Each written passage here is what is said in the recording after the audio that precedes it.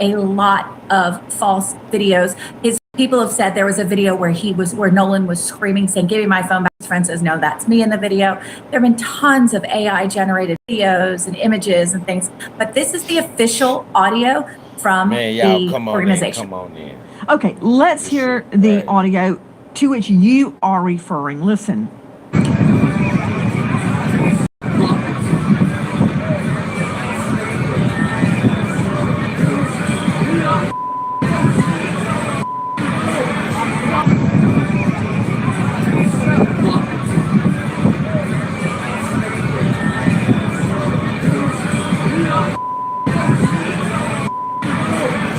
Now, it's my understanding, Dave Mack, that come on in, that sound we just played is real sound. That is not doctored sound, but someone else claims that's them saying, "Give me my phone back." That is not Nolan Wells. Explain.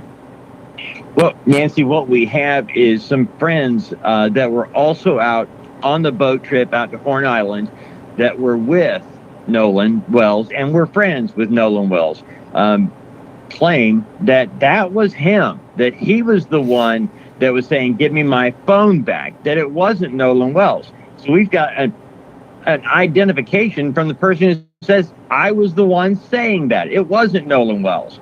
And when you listen to the audio, Nancy, it does seem like it is not Nolan Wells saying, "Give me my phone back." It sounds like the guy claiming it. Guys, a lot of confusion surrounding the audio that has been released by the Mississippi Department of Marine Resources. This, as we are also learning about an offer made by the United Cajun Navy to Ben Crump, who is representing Nolan's family, to Todd Terrell joining us, the president of the Cajun Navy. Todd, thank you for being with us tonight. Todd, explain to me the offer that you guys made to Crump. Well, first of all, I want to make sure that I really am specific about the words I use because I don't want things taken out of context. Me personally, as president of the United Cajun Navy, made a call to Mr. Crump and offering him our services for dogs, cadaver dog and specific scent dogs. I never heard back from him.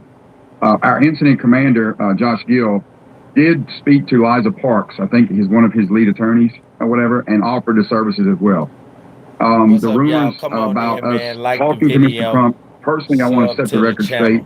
Nobody, everybody coming in, like the video, sub to the channel. Personally to Mr. Crump. We did reach out and make an offer, but we did not hear back from him. Okay. Much has been made of the What's up? Was it cadaver dogs, scent dogs, or both, Todd? Come on in, like the video, subscribe to the channel. Scent dogs. And, some of this needs to be clarified, and that we did make an offer, but we did not hear from him himself. Gotcha. There's a lot of people on the team. So, yeah. Who is it that you said you guys contacted or spoke with? Liza Park. And we have a phone record. Our guy, Josh Gill, my incident commander, on the 13th, left her a message. And on the 14th, they reached out to her. And I think got back, I think it was 9:51 on the 14th. There was a 23-minute call with Josh Gill, our incident commander, and Liza Park, who I believe is Mr. Crump's lead attorney. And so they knew well what we did, the credentials of the dogs, and what our specific offer was. So they knew it ahead of time. To Marie Pereira joining us, veteran criminal defense attorney. She is also a domestic violence expert and a registered nurse to boot. Marie, thank you for being with us tonight. Here's the deal. A lot has been made that Nolan Wells' family turned down an offer to have the boat searched with cadaver dogs, which, if they had hit on the boat, would suggest a dead body had been on the boat. Mm-hmm. Here is the fly in the ointment. It's not their boat. They can't give authority or permission or privilege for anybody to get on that boat and search the boat. So the fact that Crump's team didn't call back means nothing.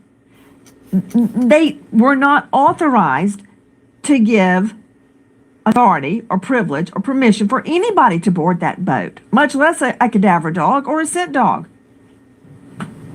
You nailed it. And it's not his job or anybody else's to do what the police need to be investigating. After hearing that audio and knowing all the facts, they should be investigating this like it's a homicide and stop with the he say, she say from all of those kids on the boat who are presumed innocent at this moment, but I'm seeing and hearing guilt. Just off the fact that they even had his phone, that part. Why did you even have his telephone? I will never get over that because even as an adult, my phone is my life. If I'm staying back doing anything, I'm staying with my phone. So they need to be investigating all of those kids, interviewing them piece by piece, one at a time. And I promise you, somebody's going to break and tell the truth here.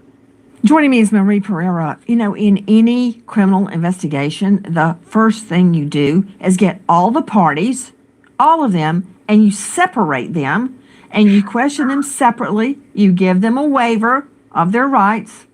They read it, they sign it, you read it out loud to them, you get all this on video, and you ask each one separately what happened before they have a chance to get together and talk. I'm not saying the friends are guilty. I'm not saying they're innocent. What I am saying is that would have been proper police procedure. For all we know, it did happen. It doesn't sound like it happened, but for all we know, it may have happened. The next thing you do is you ask them, would they willingly take a polygraph? Now, you and I, Marie Pereira, know that in a criminal case, polygraphs are not allowed into evidence unless they are stipulated, agreed to, before the polygraph is taken. It's the only way they come in. Now, in civil cases, they're allowed in. Think of O.J. Simpson. Didn't come in the criminal case, did come in the civil case, and P.S., he flunked it. That said, that's what you do. Y'all come on you separate them, you talk to them, you record it, you get their waiver of rights, you read their rights out loud on video, then you talk to them. Not hard. Next thing, you bring cadaver dogs and scent dogs on that boat. Now, scent dogs are going to hit on the boat anyway because they state Nolan was on the boat. So they're going to pick up Nolan's scent on that boat. Cadaver dog, whole nother story. And another thing, I would get a search warrant for it. You may not need a search warrant because a moving vehicle, as you know, Marie Pereira, under U.S. v. Carroll, that was the case that goes all the way back to moonshine days, bootleggers. If it's exigent circumstances, in other words. My guest is a former prosecutor. Good morning, Deidre Washington. Shout out Deidre Washington. She said good morning. Deidre, like the video, subscribe to the channel. Those of you who coming in, like the video, subscribe to the channel. We getting into the Nolan Wells case. They tried to kick us out. We came right back up in this bitch. What it do, la la. Yeah, she said hit that like button, guys. That's our top supervisor moderator.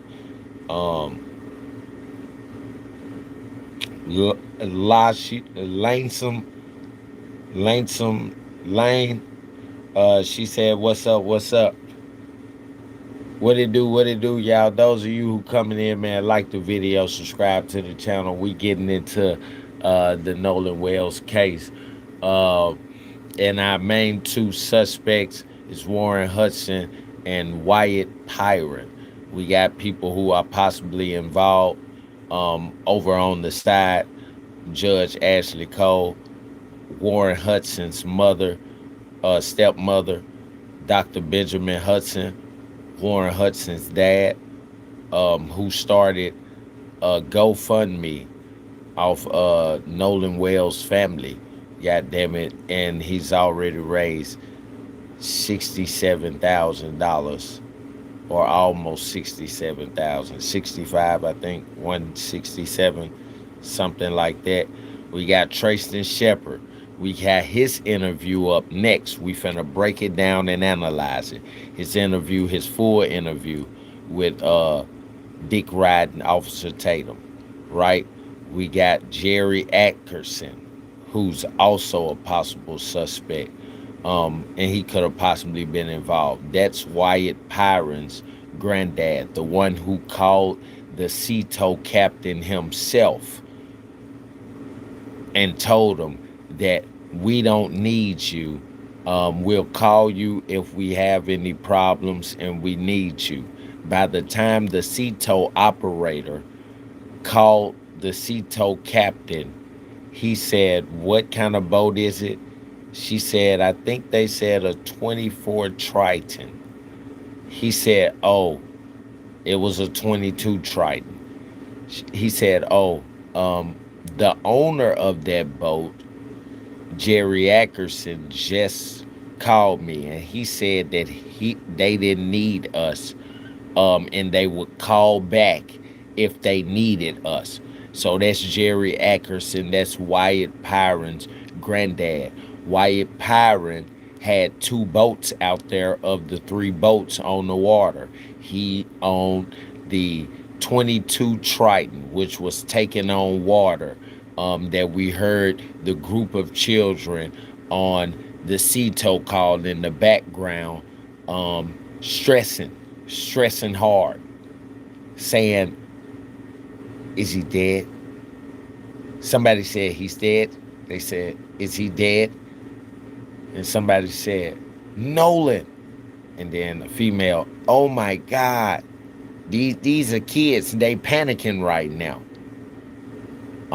As Miss Vicky comes in, "This is Vicky, CETO assistants." That's who they were questioned by. That's who that was Wyatt Pyron over the phone. He was panicking. Granddad's boat, Granddad Jerry Atkerson's boat, one of them, the biggest one, the 22-inch Triton, is taking on water, and he don't want to call Granddad. But Granddad, somebody done already called Granddad, right? And Granddad is on the phone as he's on the CETO call, and he interferes. Tell him to get off the CETO call. And he called the CETO captain before the operator could and told him, "We don't need you." Boom. Calls Bart. "Bart, turn your ass back around. I need you to tow Wyatt in the 22 Triton. They said such and such is already back in the 18-inch Palm Beach. But you know my Palm Beach can't pull my Triton. I need you back out there. We don't need the Coast Guard. We don't need CETO. We don't need nobody to see what's going on right now. This is what we believe. We don't need nobody to see what's going on right now. Bart, turn your ass around and go tow my boat in and tow it in at a high speed. I need you at 40 knots or higher to help the water escape the boat." Now, they said that Nolan is on there unconscious. Don't mind all of that. I'm going to take care of it. You guys just hurry up and get back, right? They say they went over the friends. Warren said they went over the friends. Warren, the first suspect, right? He said they went over the friend's house and they swam for a minute. They jumped in the pool. They was having a little party, like. And if I left my friend at an island, I damn sure wouldn't be going to a party. Those of you who coming in, man, y'all like the video for me, subscribe to the channel. We got 50 folks in the chat. See, they tried to kick us out and we came back and we did better than we was, God damn it, before they kicked us out. Ain't that right, Lala and Corey? Ain't that right? Ain't we doing better than that? Ain't them numbers sky high now? Yeah, plus I added everybody. I added all our possible suspects name hashtagged in the description. So now, you know, we even deeper into the algorithm. Yeah, but we handling business. Yes. So like I was saying, okay, he said that they were at the pool party, right? So Dick Riding Tatum said, so y'all went swimming? You went swimming? He said, no, I didn't go swimming. I talked to my friend's granddad while I was there. Who is his friend's granddad? Huh? Is it not Jerry Ackerson? Are we busting the case wide open, or what the fuck are we doing here? He said at the pool party, he talked to his friend's granddad the whole time. And then they left. You know what Granddad Jerry Ackerson was doing?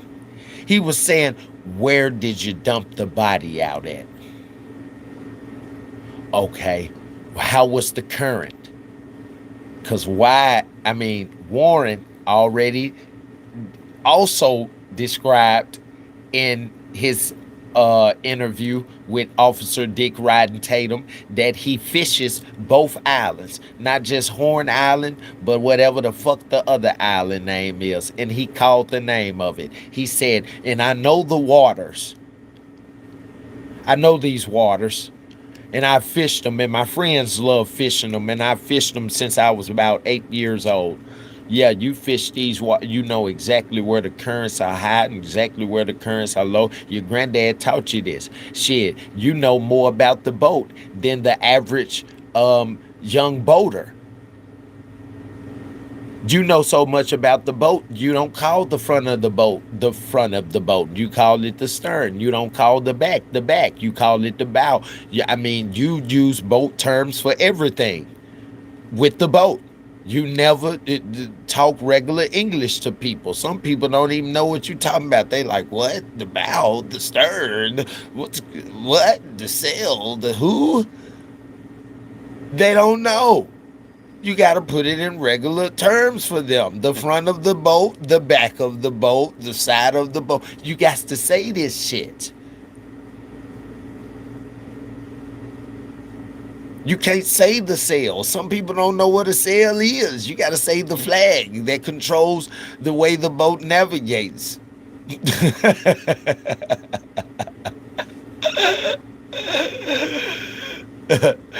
Talk about the bows pump. They don't even know what the bows pump is, my guy.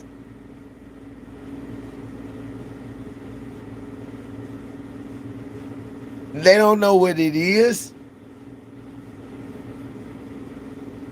Just call that whole area the motor of the boat. Then they know what you're talking about. Oh, it was something wrong with, the engine was flooded. Just tell them something like that. God damn. The engine has multiple parts, goddammit. Just put the bows pump in there with the engine and they'll understand, oh, it's a part of the boat malfunctioning. They don't know that it's a part of they like what the bows pump is. They need to get the pump off the boat if they ain't got to pump no water. It's a pump on the boat and it ain't pumping the water off. They don't know what you're talking about, man. Yeah.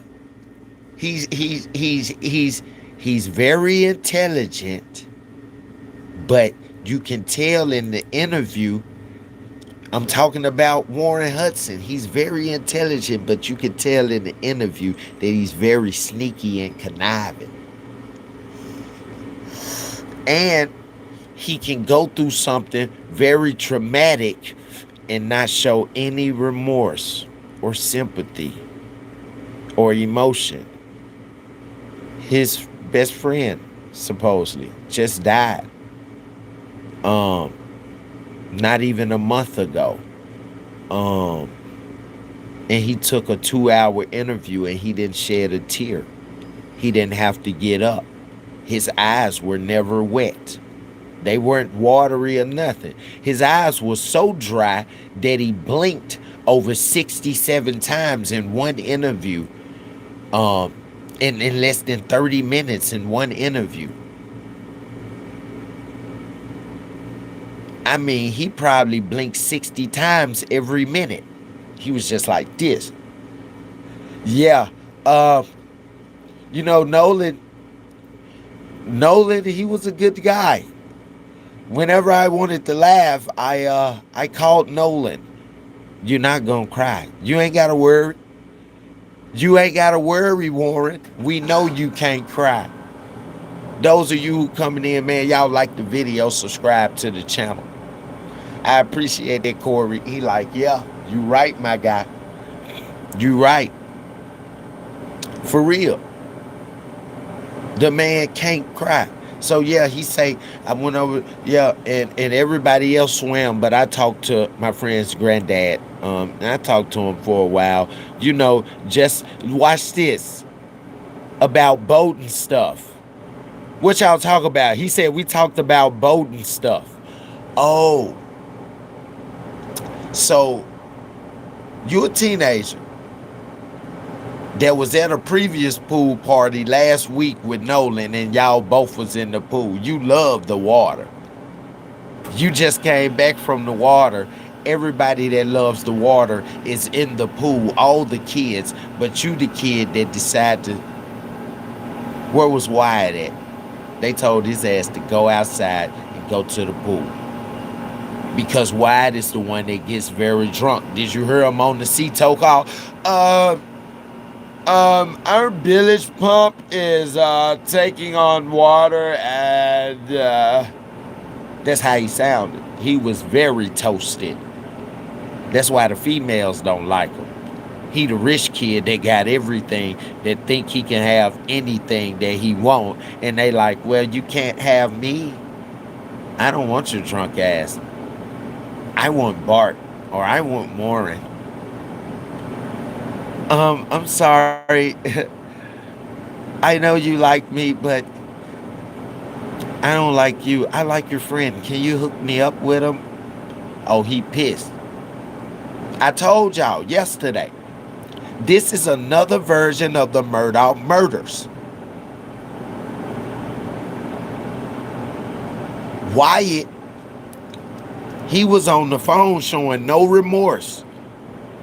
Nigga, we hear what's going on in the background. Why are you so calm and stoned? It sounds like you looking at what's going on, though, because you keep on pausing for a long time. She like, is there anybody else on the boat? You like this, stoned, looking straight at them. They like, no, wake the fuck up. You like this. Huh? Hey. She like, yes. Yes. Is there anyone else on the boat? No, lady. No one's on the boat above the age of 21. Sir, that's not the question I asked you. Is anyone else on the boat alive? She didn't even mean to say that, but she just heard them saying, is he dead? Is he dead? See how her brain pushed out, is there anyone else on the boat alive?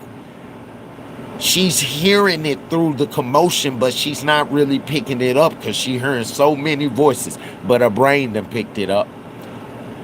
He like, is anyone alive? Yes, there are other, he said, yes, there are other living people on the, she forgot that she just asked him, is anyone else alive? She said, no, sir. Is there any adults on the, that's what she meant to ask him. She said, is there anyone else alive? He said, yes, everyone's living. While he looking at them folks saying, is he dead? Is he dead? Nolan, oh my God. Nolan, wake the fuck up. He like, yes, everyone's living, lady. She like, sir, that's not what I asked you. Is any adults? Is anyone above the age of 21? No, lady. No one's above the age of 21. Is everyone good? Yeah, everyone's awesome, lady. Boom. Cito call ends. So we know who Wyatt is. When he got to the house, to his grandparents' house, Grandma said, all of y'all calm down. Granddaddy Jerry said y'all can get in the pool. Wyatt, I need to talk to you. No, Grandma. I'm sick of this shit. Walking his ass up the stairs to go straight to his room and go to bed. Here come Granddad Jerry Ackerson. Warren, could you come in here and talk to me? Yeah, so what happened? Fast forward to Dick Riding Tatum's interview. Those of you who coming in, like the video, subscribe to the channel. Fast forwarding from that to Dick Riding Tatum's interview. So you went swimming at the party? No. What did you do? I chilled with my friend's granddad and we pretty much talked the whole time. He chilled with Wyatt's granddad and pretty much talked the whole time. Oh, what did y'all talk about? We talked about boating and stuff like that. If we put it together, what kind of boating was they talking about? They just got off a boat where his grandson, Wyatt, that's drunk and passed out while all the rest of the friends who Warren can control is in the pool. And Grandma making them little party favors and shit. Something to eat and shit. Yeah, Warren ass up in there, yeah. Okay, what you need me to do? I need you to make sure everyone knows. First of all, let me start off by saying this. Son, we are a tight-knit community out here, okay? I wonder where him and Tracy got it from. Son, we are a tight-knit community out here. This an old man that's been around for a long time. That's the type of slang old people use. So I can just imagine where he got it from. If he say his friend, he chilled with his friend granddad. Why your friend not chilling with his granddad?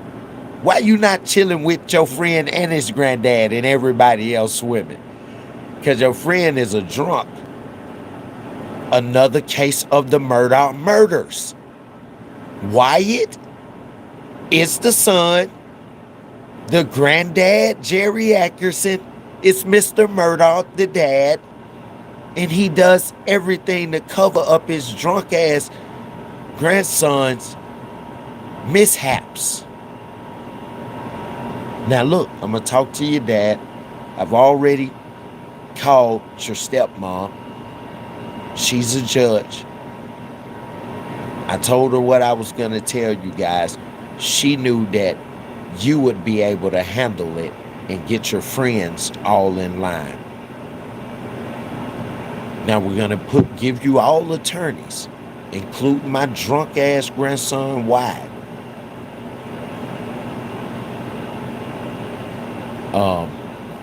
Y'all all can stay over here. We already talked to your parents because we got to get your story straight, right? When we wake up in the morning, before I give y'all some change so y'all can go to McDonald's, get y'all some McDonald's and stuff, because they went to McDonald's, remember? Yeah, Warren told us that. Yeah, they put one of the boats back on the trailer and they said they was, now y'all gonna go out there like y'all trying to help look for them. Y'all gonna go out there like y'all trying to help look for them. We already gonna have the boats ready on the trailers. Now they gonna deny y'all. And they gonna turn y'all down and most likely tell y'all that they can handle it. And they got it handled.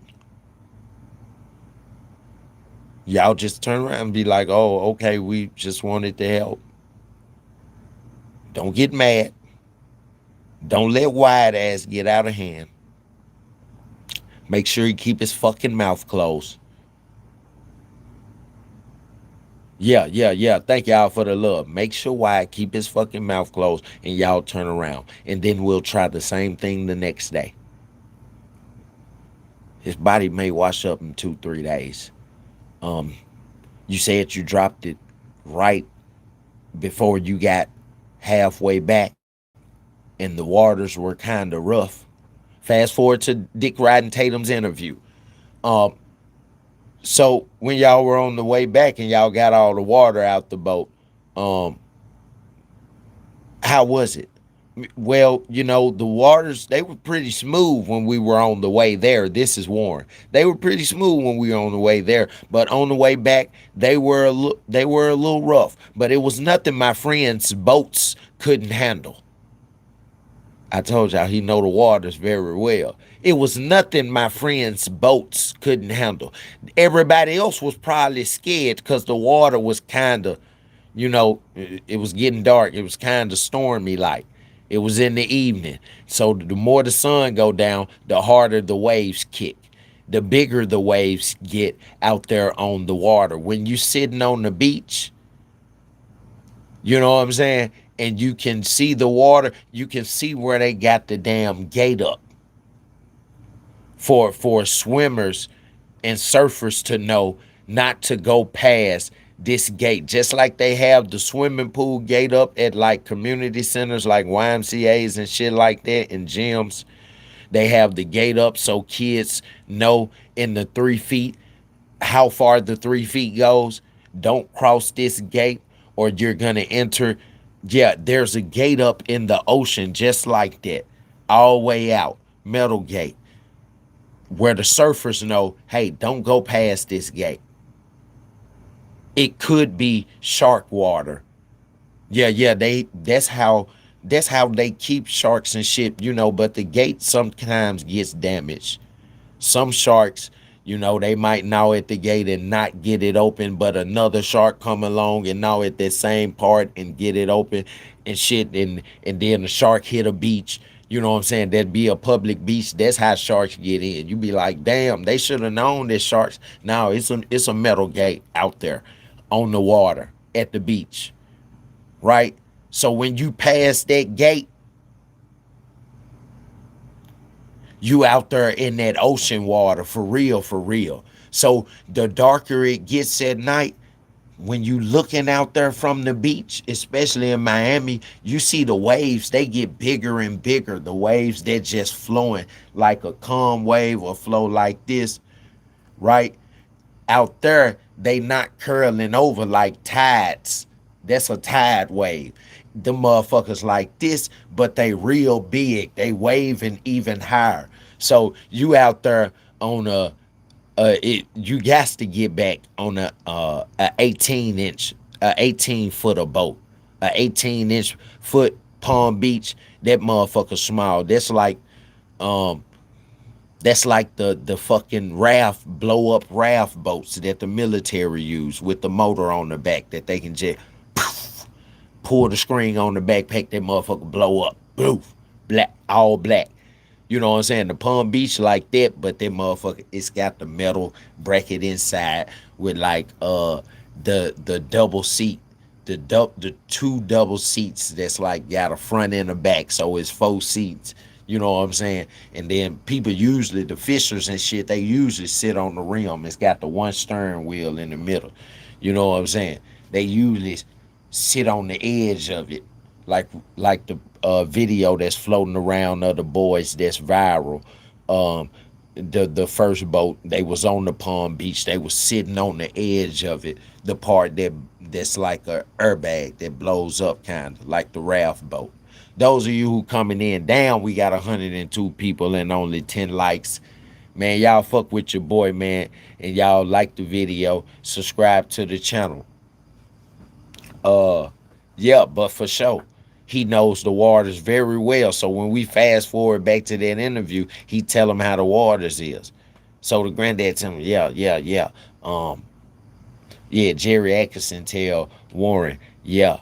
So you said the waters was pretty rough, right? Okay, so when y'all dumped his body overboard, did it submerge fully in the water? Yes, it did. Okay, then you didn't see it come back up, did you? Yeah, so it's gonna tumble around under the water, under them heavy waves for a minute, and it's gonna push it back up this way, and it's gonna push it back out that way. Boom. It'll take a couple of days for them to wash up. By that time, no evidence will be who touched them. Where your clothes at? We got to wash any evidence of his DNA off of your clothes. Give them to grandma. You hear me? Grandma took care of that. Huh? Grandma Ackerson. Nah, I ain't gonna add you up in this. Hey, Grandma Ackerson. Hey, I ain't gonna lie though. Your grandson, Wide Pirate, he's a drunk, and y'all know it. That boy is real deal. What my young nigga name is? Murdoch Murders. Yeah. That Wide is really on some Murdoch Murder shit. This is a whole nother case. I feel like this is a whole nother Murdoch murder case. Yeah, this is the same young man that yelled out to Nolan, Nolan, get the fuck on the boat now. If you're coming, we're leaving now. Nolan looking at you, bruh, in front of the females, you gonna talk to me like this? It's because I ain't your friend. I'm Warren's friend. And I told my chat, I said, chat, the reason why Nolan said, no, I'm not coming, when Wide said that, is because Warren is his friend. Warren disclosed in the Dick Riding Tatum interview that he was Nolan's friend. Bart, fucking Warren, all of them, the new guy that we found out about yesterday in the interview, in the Dick Riding Tatum interview, Warren mentioned Brooks like 3-4 times. We wrote his name on the board as possibly involved. Yeah, along with Mama Judge Ashley Cole, Dr. Benjamin Hudson, Warren Hudson's dad, Tristan Shepard. His interview is up next. Jerry Ackerson, Warren Wyatt Pyron's granddad, Bart Edmiston Jr., the one who they said dated Katie that never dated Katie, Katie McCormick. Yeah. And then we got Brooks. All 7 of those people could possibly be involved. How do we know this? Again, Warren just disclosed up in the interview. So, man, when y'all got back, man, what did y'all do? Well, we went over my friend's grandparents' house, and they were kind of having like a party. They weren't having no motherfucking party. All y'all, the granddad Jerry Ackerson told your ass over the phone, you called Wyatt's name on the CTO call. In the background at the end of the call, you called Wyatt's name. Because granddad told your ass, where's Wyatt? I've been calling him. And what the fuck did they just say in the background? Did somebody say, Nolan, is he dead? Son, don't lie to me. Yes, sir. Where the fuck is Wyatt? He's on the phone. On the phone with who? He's on the phone with CTO assistants. Tell him to get the fuck off the phone. That's when they said, Wyatt. Yeah, before the CTO call ended. You heard somebody call Wyatt's name. Yeah, and then the CTO operator, Miss Vicky, she hangs up from the call, and then she calls the CTO captain. Yes, captain, we got a 24, some kids, a group of kids whose boat is taking on water. They said they're sinking and they need CTO assistance. They have a membership. Said, what kind of boat is it, Miss Vicky? Captain, it's a I believe a 24 Triton. Oh, that's the 22 Triton. I just got a call from the owner, Mr. Jerry Ackerson. He said that they don't need us, and they would call us if they need us. Mr. Jerry Ackerson, listen, granddad, you fucked up right there, because this is how you fucked up. If my grandson and his friends is on the water, and my boat is sinking and it's taking on water. I wouldn't call their 19-year-old friend to come back and help them unsink the boat. I would want the National Guard, the Coast Guard, the Marines, everybody to get out there to my grandson to make sure he don't drown. If I ain't worried about his friends, I'm worried about him. The only reason why I would call the captain of Ceto that I know personally, because I've been buying boats for a long time. I've been out there on that water for a long time. I'm a pillar of my community. When I called the captain, called to his office desk, he see my number and he pick up. And I call him and say, hey, you don't have to come out here. Yeah, I'm out here with them. The only reason why I would say that and tell them it's okay, we'll call them back if we need them, is if I know that my grandson has done something horribly wrong and I need to help him cover it up, or everything about our family dynasty. He's supposed to take hold of everything, but we can't stop him from getting drunk and hurting people and his friends that be around him when they don't listen to what he say. I told his ass to take out one boat. He said he was taking out both. And I allowed him to. And he keep on doing this shit. Those of you who coming in, man, y'all like the video, subscribe to the channel. Damn, we damn near up to 200 people. Yeah. Corey, like, look up. We damn near up to 200. God damn, we doing good. Yeah. Yeah, these folks says, man, come on now. Jerry Atkinson, he ain't gonna play like that. This could kill his family's whole dynasty. Yeah, his grandson could go to jail and fuck around and end up not having kids, and then him and his wife die, and then the grandson is there on a murder charge.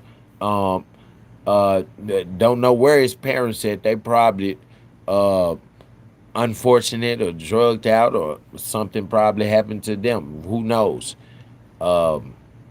With the situations that they son get into. But we haven't heard nothing about them. We just know that he lives with his grandparents, because every time anybody mentions him, they mention his grandparents. They over his grandparents' house. Over my friend's grandparents' house. Hitting his grandparents' pool. Never said they been over his parents' house. He's got 2 boats. And the owner of the membership policy for Ceto is granddad. He's on granddad boat insurance. His 2 boats is on granddad's boat insurance. Yeah, these folks got some money and they got a pool. A lot of folks don't know what it take to have a pool. Now you got to go back code, and you got to open your pool and close your pool. Pool companies charge anywhere from $1,000 to, depending on how big or how your pool is, anywhere from $1,000 to $2,500. Some higher than that. Some of them will extort you to open your pool up, to close your pool, because they might have to cut or tarp the shape of your pool. You know what I'm saying? Or customize a tarp the shape of your pool. And then they charge you the same price that they charge you to close it, to come and open that motherfucker. And when they come and open your pool, I've worked for a pool company. Let me tell you what they do. And they don't do too much. You think because your pool is dirty, the tarp might have came open and a lot of leaves got into it. because your backyard is nice and it's got trees and shit around your backyard to shade your pool and shit like that, right? Especially if you live in a suburban neighborhood that's got a lot of greenery, right? Um, those leaves get in there and they alive in the water, right? And then the water comes alive because it's not being fed chlorine, right? So the water turns such a dark green that when we take that tarp off your pool, if you ever been out there to see it get taken off, the water look black. It's so green, super dark green. Most of the leaves in the pool have skeletoned out. The water has sucked all the color out the leaves and they clear, and it looks like just a vein, different veins of a leaf, right on the stem. I done cleaned these pools out before. My big cousin has a pool service. This what he do. He take a gallon of acid, right? This shit is from the periodic table. We test the water and everything, right? We put some water in our little tester, right? And then we take the pH balance chemicals from off the pH chart, right? And we drop a drop of it in this water, and it's supposed to turn blue. If it turned any other color, then we know the pH is off, right? Boom. We drop it in the next one. The next one's supposed to turn red. If it turned any other color, then we know the pH is really off. And then one of them's supposed to turn yellow, right? It's some real chemistry shit, right?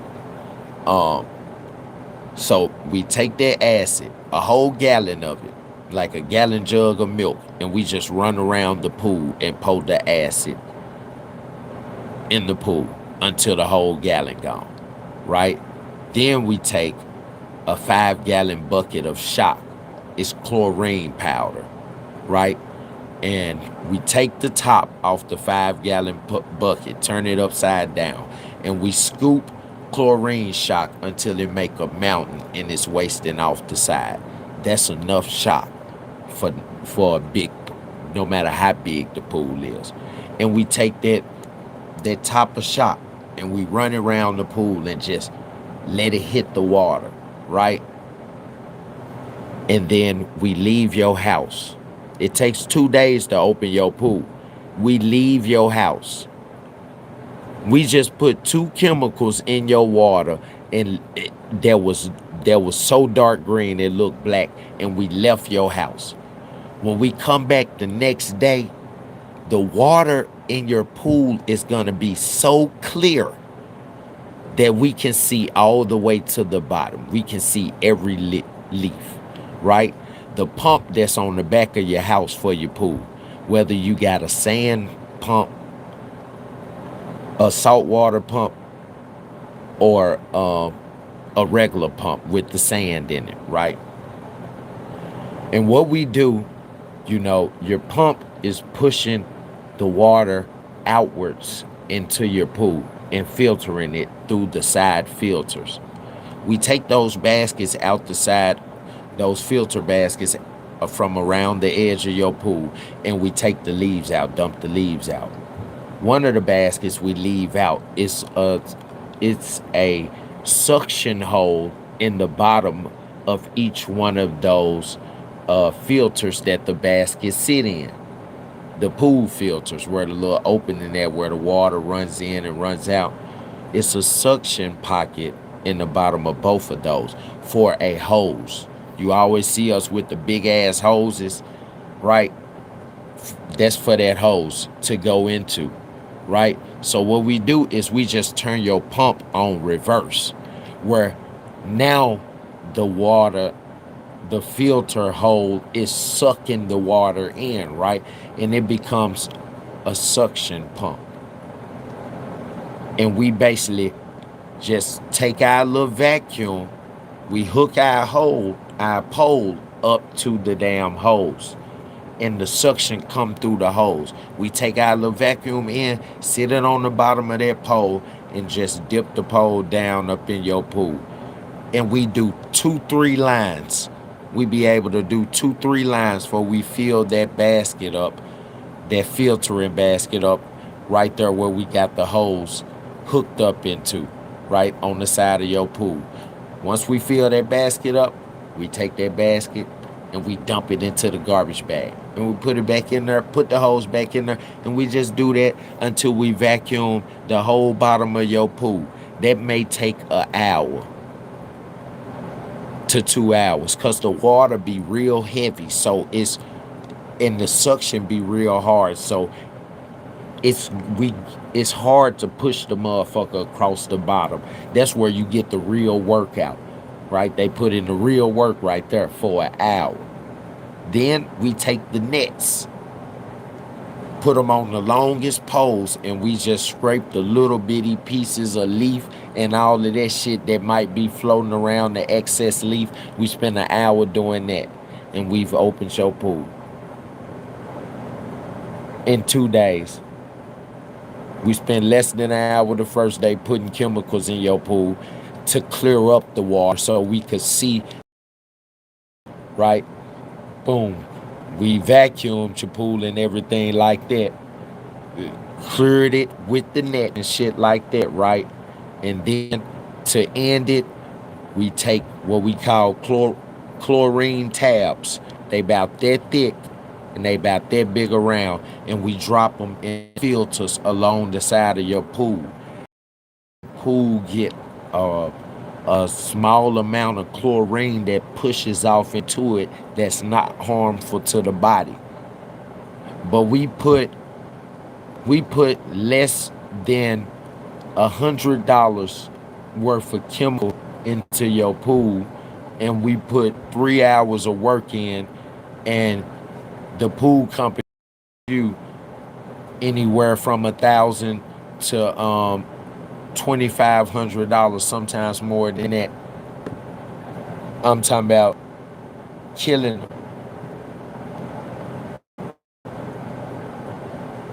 Killing them. I already know it, bro. Look. I done did it. When I synced it, it's expensive though. You know what I'm saying? And you have to keep your pool clean. No, because the health inspectors, the city health inspectors, they come around and they know everybody who got a pool in the neighborhood. Because every house don't be having a pool in the neighborhood, even when it's a neighborhood that's got a lot of homes with pools in the backyard. And when they know that you're not home, when they ride through your neighborhood and they see you at home, and then they ride through sometimes of the day and they know you're not home, that's when they get out the car and walk up on your property, and they walk up into your backyard. If you ain't got no dog, most people who have pools don't have dogs. Some do, but most people that have pools don't have dogs, right? Or they don't have dogs outside. They have the dog inside to protect the mansion. You know what I'm saying? And they'll walk into your backyard and they'll check your pool. Your pool might be clean, but you ain't got it cleaned.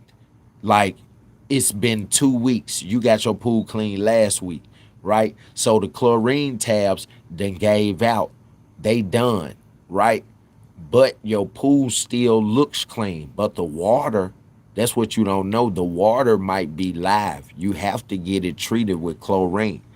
That could create parasites. When the water turns live, it could create parasites in your pool water. I don't mean to scare you, but this the type shit that happen.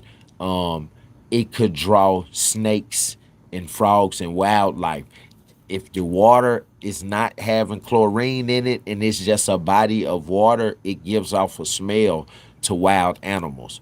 That's why a lot of people that have pools, when you close your pool, that's another thing. It be so many fucking tadpoles in the water. You know what I'm saying? Chlorine and shit, the acid and shit, the shock is gonna kill all of that. Snakes and all of that shit, it's gonna kill it, and it's gonna knock it to the bottom of by the time we get back to your pool, because the algae from the leaves in the water, it be so thick that that's why the water be so black. It be thick enough to where leaves are settling within the water. They're floating at all levels of the water, but when we put that shock and that acid in there, it kills the water to the thickness wears away. It thins out and that shit settles to the bottom. And we be able to vacuum all of that shit out of there. You know what I'm saying? But yeah, it draws live animals to your water. You know what I'm saying? So they'll come back there and it'll be the second week. Water will be just turning live and they'll test your water with the same little pH balance kit that I'm telling you that we tested with. And they'll look for them colors. And if them colors not there, they will fine your ass. Like fine you some money. That's you breaking a health code. You got a live body of water sitting in the middle of the neighborhood. You will draw all different kind of shit to your neighborhood that could be dangerous for you and your neighbors. Yeah. Especially if you in the suburbs, you stay near a wooded area, rattlesnakes and shit like that. Snakes love water. So if you got a pool and you're not getting it clean and it's not closed, it ain't got a tarp over it, yeah, you gonna get fined. So there's just a little one-on-one lesson about pools and shit, just to show you that, yeah, this nigga got boats. Jerry Ackerson got boats. He got a pool. And every time, goddamn it, the kids talk about they going to a pool party, goddamn it, they over their friend's grandparents' house. So they got to be talking about why. And this man, I know if they over there damn near every week of the summer and they in the pool, that this man gets his pool cleaned 2 or 3 times a week. So he pay for the opening and the closing, then he pay probably $125 every time they come out, depending on what cities stay in. Because if you stay in California, the cost of living is higher. New York cost of living is higher. So get your pool cleaned, just a one-time cleaning. That shit probably costs $250 or $300 every time. You know what I'm saying? The millionaire I know, Miss Sabrina Moore from Atlanta, that I was telling y'all about last week, interior decorating company and a construction company. My big cousin, his pool company, his pool service cleans her pool. She get her pool clean, black woman, get her pool clean, millionaire, 2-3 times a week. And she have a lot of business get-togethers. She have like little art gallery sessions and book clubs and shit to famous motherfucking book writers and shit at her house and shit like that. So she had a millionaire crowd. She stays in the same gated community as one of our Memphis Grizzly, one of our old Memphis Grizzly point guards, Tony Allen. She stays in his neighborhood, in his gated community out there in Collierville. Yeah, big ass house. Her house is bigger than Tony Allen's. Let me say that. Yeah, she bought her husband a six car collection of nothing but old school cars in mint condition. This nigga got the Volkswagen Scooby-Doo van in mint condition. One of the 60s model. The two-tone junk. The bottom of it orange, the top of it white, with the V in the paint in the front with the Volkswagen. And he got the little couch, orange couch on the inside on one side, and he got the little let out bed on the other side with the damn off-white curtains on the inside. Everything mint condition. I'm talking about ain't no bumper piece missing or nothing. She bought them 6 cars. They got a 6-car garage. All 6 of them antique cars are in the 6-car garage. And then she got him a Mercedes Benz, the big boy giant. And then she got herself the 88 big boy Audi. And she had a old C-Class Mercedes-Benz. Her daughter was like 16 at the time. She gave that Benz to her daughter at the age of 16. Yeah, black people do it too. Black people be able to do that shit too when they be rich. Yeah. They be able to get their kids the old Mercedes-Benz that's in mint condition. Look like she just bought that motherfucker with 0 miles on it. And her daughter was coming in and said, "Mom, can I have some money? I want to take him to the mall and buy him some clothes," her boyfriend. "How much you need?" $2,500 at least. She said, "Girl, I ain't been giving you no $2,500. I've been giving you money all week." And then she took out the construction business checkbook with the 3 checks on each page. And she wrote her daughter a $1,000 check from the construction company. Drop that in your account. And don't spend it all on them. How you doing, young man? I said, man, successful. Yeah, but them pools expensive, man. I want a house with a pool. Yeah, that's what I'm working on. That's what I'm working towards. I don't want no regular, goddamn it, big house. I'm sick of regular big houses without the pool in the backyard. No, I need a pool, and I need that motherfucker to be a righteous pool. You know what I'm saying? I need that junk to have a little cave on it with the glowing underlight, with the bench on the inside of the cave, with the waterfall coming down in front of the cave, so you can swim up under it in the corner, sit up on the bench. 3 people can sit on the bench inside the cave that's over the pool with the lighting, and we can't see nothing that's on the outside of the waterfall that's in front of us, but we shielded by it. Yeah, I want some shit like that.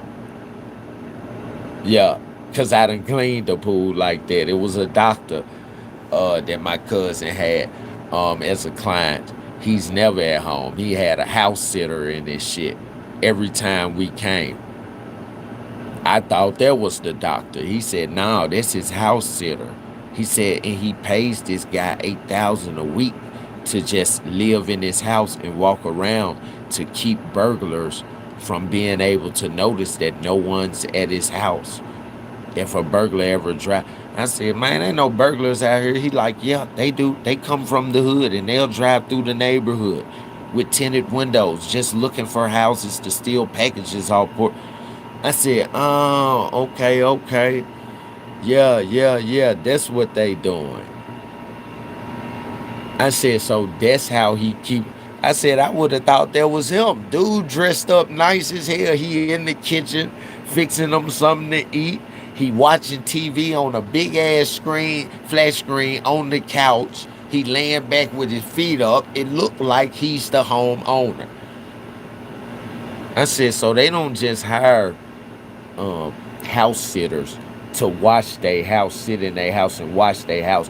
They hire house sitters that also have good acting skills, because they keep their curtains open and they want a motherfucker to see that there's somebody in here, so they don't try nothing. They don't even want to come up on the property. And if a motherfucker telling you, yeah, I usually I'll lay back on the couch or something with the window wide open at night and the lamps turned on with my feet up watching TV. Constantly getting up, going back and forth to the dining room just to make it look like someone's in here all the time." They like, "Yeah, you're hired." How does $8,000 a week sound? He ain't even gotta spend it. This guy has groceries and shit delivered to his house every month. Packages and shit.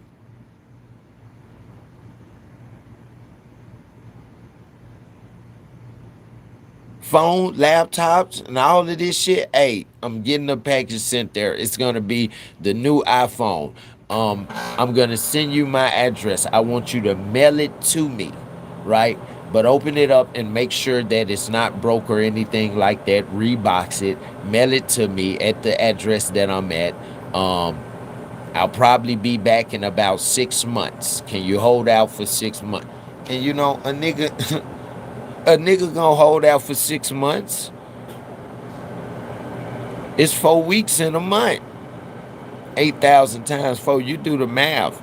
If you fire me when you get back after this 6 months, yeah, damn it, I'm already halfway to a millionaire or close to it.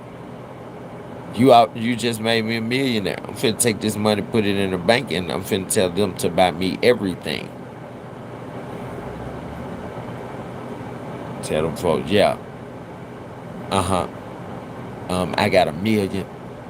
I need you to finance me $10 million worth of things. I got 10% of what I'm asking for. I need 10 million. Yeah, just like that. And guess what the bank gonna do? They gonna give it to you. Those of you who coming in, man, y'all like the video, subscribe to the channel.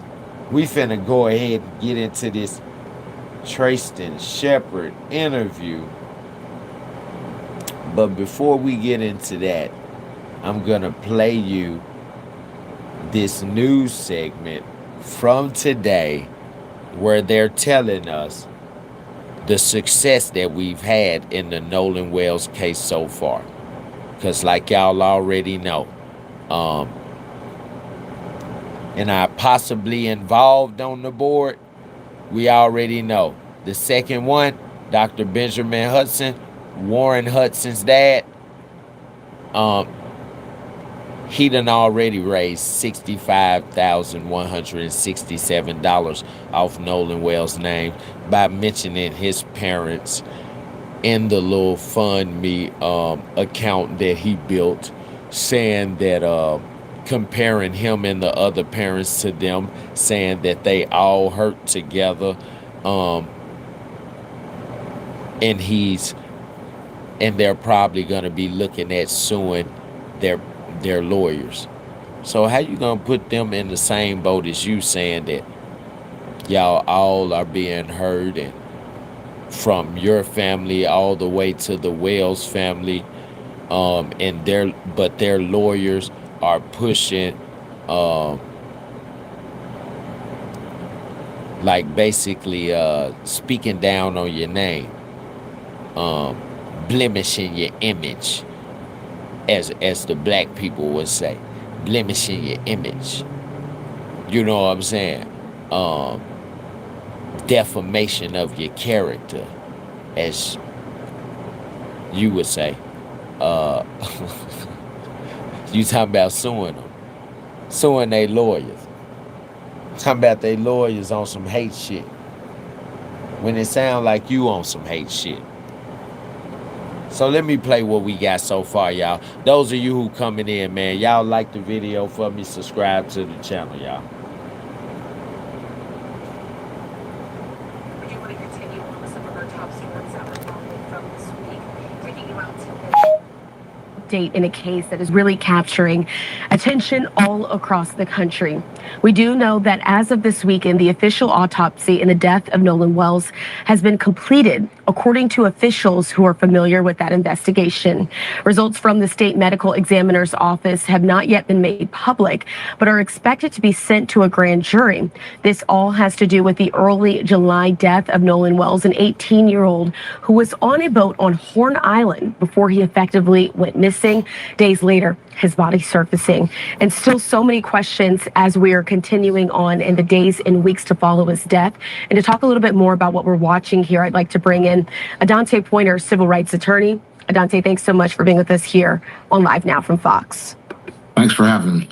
Absolutely. And once again, I'm getting a lot of text, emails, and even people reaching out to me on social media asking questions about this case. And so since we have the time to speak with you right now, I want to start with some of the basics. There have been a lot of conversations around these autopsy reports. There's an official one from the state, but also the family has gone on their own path to produce an independent autopsy. What has sort of been revealed through these reports? Again, the official one has not yet been released yet, but what's the difference between the two, and why are they important to figuring out?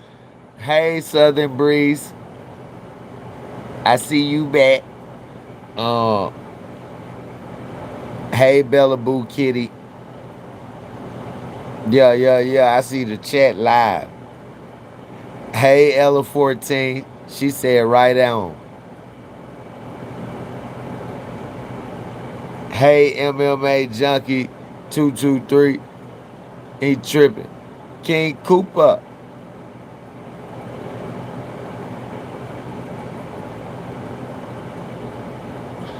What it do? What it do? King Cooper said he pray he find his sugar mama.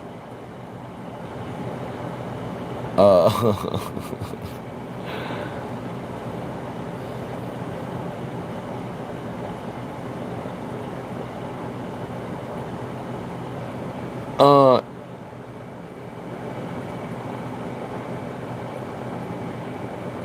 Yeah, Wyatt, he always wanted to take pictures with Nolan, MMA Junkie.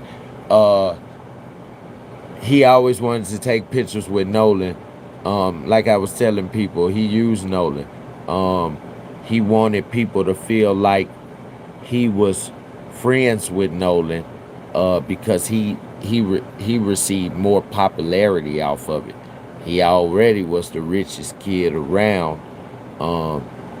He had the most. You know what I'm saying? He just wanted.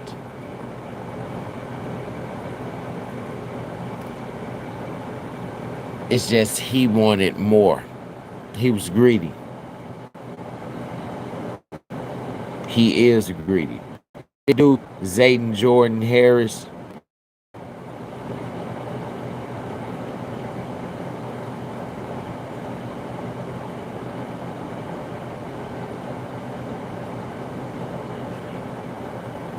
I thank you. Shout out to Zayden Jordan Harris. He said, you're one day you're gonna be famous and I'm gonna watch you succeed. But you have a good day. He gotta go. I appreciate that, man.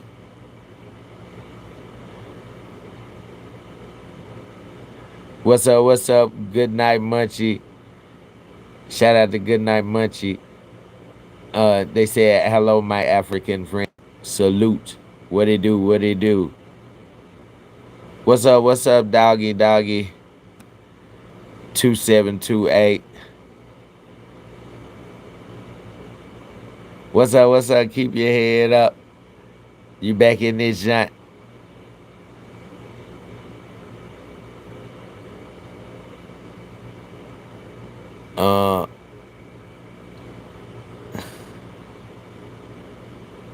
Yeah. I just gotta make sure I be shouting y'all out, man.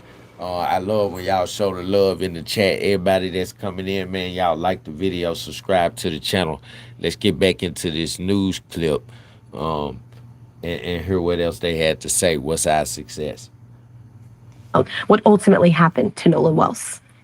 Sure. The state autopsy is conducted first because the state actually had custody of Nolan's body way before the family got their hands on the body and were able to send it to an independent autopsy for an independent autopsy. So what you have is the state actually had the body in its most original state from once it was recovered. And so they have the primary opportunity and duty to investigate and examine this body for any type of signs of trauma or drowning and any other type of physical injuries or the condition of the body. Whereas an independent examiner, they're getting the body after the original autopsy is done.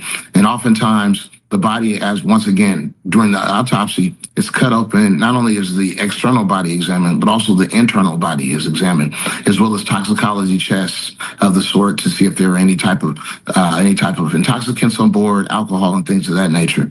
So the independent autopsy is a way for a family to get answers in advance of the state's autopsy coming out. And oftentimes that's all the family has because the state autopsies oftentimes take much longer to deliver the results to the family. And as you can imagine, if you're a family, you're anxious to know what happened to your son. Absolutely. And so we do know.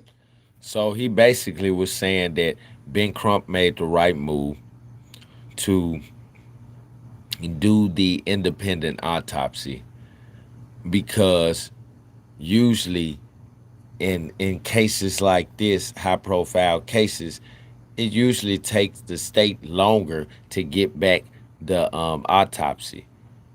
It usually take them 2 to 3 months, but because they did the independent autopsy and then they put it out to the public, it made the public and the family want the results faster.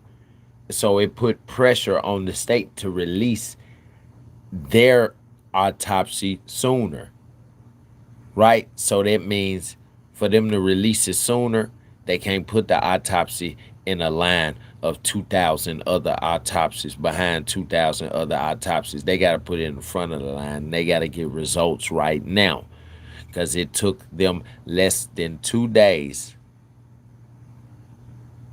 to run a full autopsy on the parts of the body that they did have in Washington, D.C., and send the results back by the third day. So we got to get Washington, D.C. a hand. Let's get Washington, D.C. a hand, y'all. I ain't got the hand clapping sound effects yet, but I get them. Don't worry. Don't worry. Let's get back into it. From Ben Crump. He's the attorney who's currently working there with the family. They've been very outspoken about what they believe happened to their son and just really wanting to know more answers from those officials who are in charge of this investigation. But so far, as we've been talking about that independent autopsy, we do know that the family released some information indicating this. They said publicly that the determined and cause and manner of death is undetermined pending investigation. Legally, what does undetermined mean, and why might this information that this independent autopsy brings also be able to be reconciled with what the state has in order to put together the real pieces of what happened to Nolan Wells? All right. Well, the independent autopsy and the person who conducted it, forensic examiner, was unable to reach a final conclusion about. What's up? What's up? We got some more folks coming in the chat. Shout out Ella14. She said, do you think they're keeping it because they're hiding something? Now, right now, it's in the process. I believe they were gonna try to keep it to hide something, but because Ben Crump and his parents did their own independent autopsy and they gave the results back so fast, the state knew that they had to match the speed of the parents and Ben Crump, being that they done already had the body and they still got the neck, doing their autopsy. They had to push that his autopsy to the front of the line. See, if the parents wouldn't have been like they was and Ben Crump wouldn't have did that independent autopsy, we'd still be waiting right now for to even hear that an autopsy then got back. You know what I'm saying? They would have probably kept telling the family if they wouldn't have got Ben Crump as their lawyer. They would have probably kept telling them, yeah, look, things like this take time.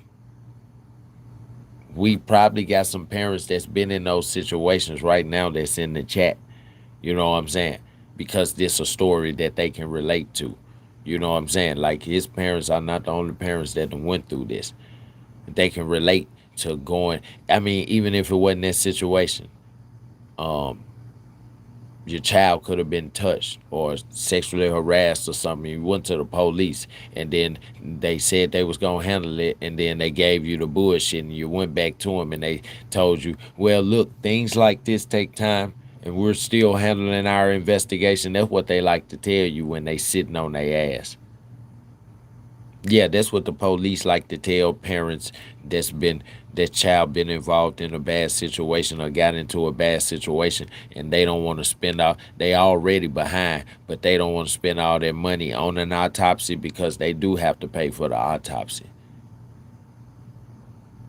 Yeah, they do have to pay for the autopsy. The autopsy back in 2016 was $20,000 for one body, to be able to cut it open and get the tools and the knives and shit and the different blades to cut it open, like the whole kit. They have to use a new one every time they They supposed to use a new set every time they do it, but those sets are so expensive. Some of them go cheap, and they just wash the sets off. But you can still not wash this shit off all the way and spread blood a blood-borne pathogen into somebody else's fucking body or they flesh, you know what I'm saying, and contaminate their flesh after they dead, you know what I'm saying, have a spot on them or some shit at their funeral, some shit, you know what I'm saying, like that shit is unsanitary. They not supposed to do it, but they do it. Some of them do it, you know what I'm saying. That plus all the samples, the blood sampling and testing that they have to run, all this shit costs. And then when they sending shit, like when they sent his neck off to the labs, they had to pay for the labs, for the lab results. The lab gonna run the test and tell them if what they find is what they said they find is was or could have been, if it's true or if it's false, or if it seems like it could have been true. Like they're gonna be able to tell them once they take it through that ultimate testing that they do in the state labs. You know what I'm saying? But yeah, I believe they would have tried to hide it if black people and the good white people that's standing with us, and Nolan Wells' parents, you know what I'm saying, and the people from all around the world, because we got people from New Zealand in our chat, we got people from Australia. I mean, you see them in the chat, they tell you where they from. We got people from all around the U.S., Baltimore, Denver, Vegas, Arizona, Miami. We got folks from Memphis just like me in the chat. You know what I'm saying? Like, we got folks from Nashville. We got folks from Cali in here. You know what I'm saying? Palm Spring. Yeah, we got a plethora of folks in here, but we one big family here. Yeah, we one big family here. We trying to make it to 700 right now. 700 subscribers. That's where we trying to make it. That's how it go. If we go bigger than that, we damn so thankful. But that just mean our family bigger, and it's more. Then it'll be over 700 Blockstar analysts in this channel, in this family. You know what I'm saying? That's the type of shit I be. Yeah, okay. Ella 14, Arkansas. Hey, we got Arkansas in this bitch. Yeah. We got Arkansas in this bitch too. Yeah. Okay. Yeah. Hey, yeah, we even got some. Yeah, we even got Mississippi in that bitch. Stop playing. Yeah. Um, they up in there hoe for sure. Yeah. We got Columbia, South Carolina. Yeah, huh? We got Dallas, Texas in there, beat. Huh? What's up, Papa Nasty? Yeah. We got Papa Nasty in this bitch. He just stepped up in this bitch. He back up in this thing. Yeah. You know it. He represent Columbia, South Carolina. Yeah. Stop playing. Huh? Stop playing. Yeah. We big up in this joint. We from everywhere. We a big family. I love this shit. I love my chat, man. And we ain't even famous yet. But look, I'm doing my due diligence. I'm making the post. I'm starting to try to record multiple highlights within the lives to make multiple posts, because we can't just have 1,000 subscribers. We gotta have 4,000 watch hours. And I believe we at like 3,400 watch hours right now. It's because I'm making the multiple posts, so we get multiple views throughout the posts, especially the shorts. Like yesterday, man, okay, Peanut back up in there, John. Yeah. She from Twin Cities. We got Danielle from Vancouver. I told y'all, hey, everywhere around the world. We everywhere, huh? Yeah, yeah, yeah. We got Marie Clark from Pittsburgh, PA. Yeah, yeah. Y'all shouting them out, huh? We got Damian Simpson from Louisville, Kentucky. Yeah, Louisville in the V. Okay, okay. Damian. Yeah, and we got Doggy from Indianapolis, Indiana. Yeah, yeah, yeah. She from yeah, yeah, yeah. She from Naptown. Yeah, yeah, yeah. Huh? Yeah, she from up there where my folk Ladina and them at. Huh? Yeah, yeah, yeah. Shout out Ladina. Ooh. Renette uh, Renette Alberts. Yeah, she said, hey, y'all, I'm from South Africa. Yeah, stop playing with her. Yeah, we got South Africa in this bitch.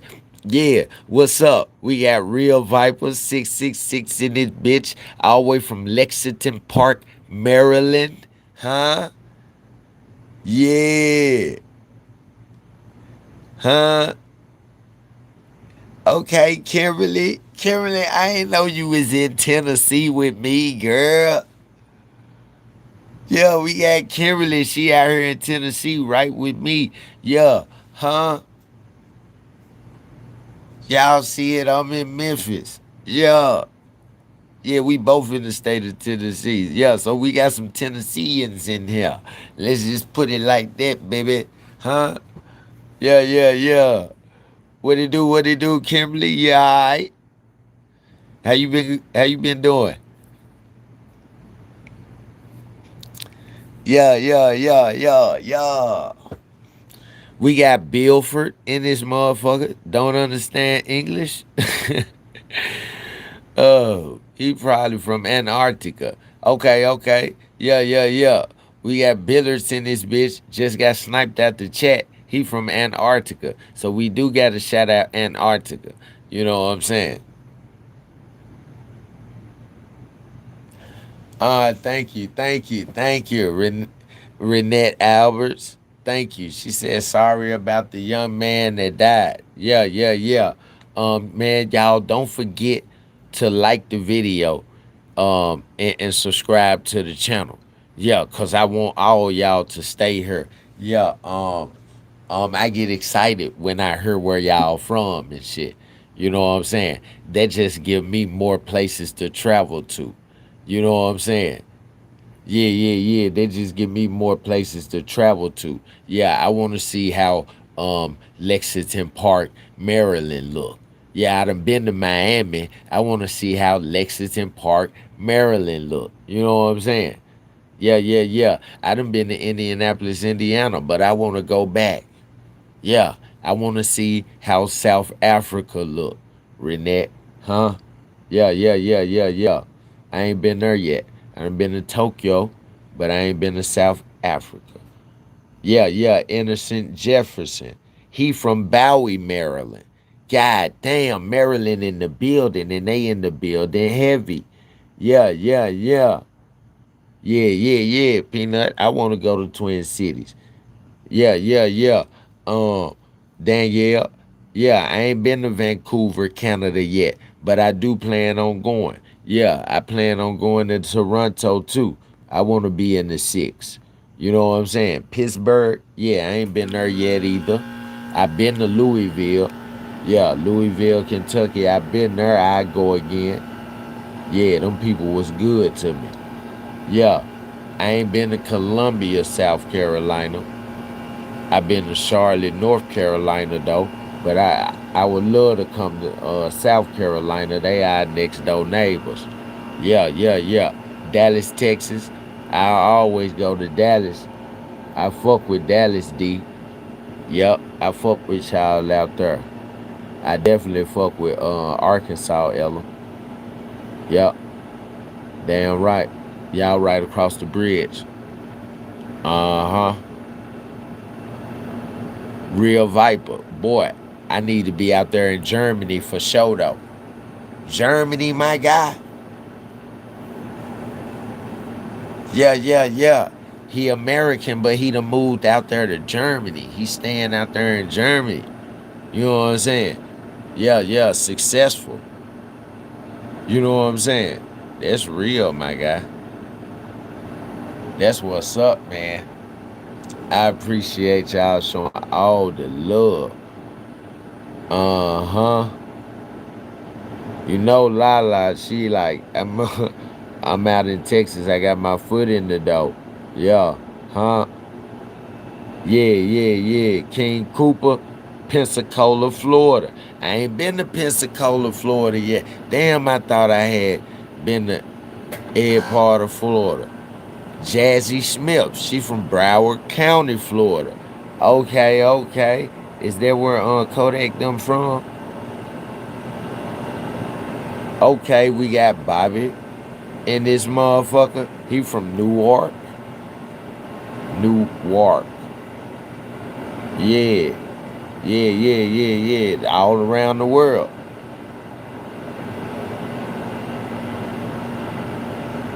Damn, don't be like that, Bobby.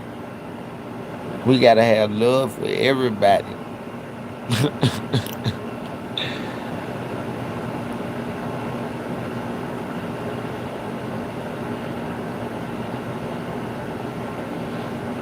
Dang. Okay. Shit, I still gotta go. Y'all got a beach in Pensacola too. Is it on the coast or it's in the center of Florida?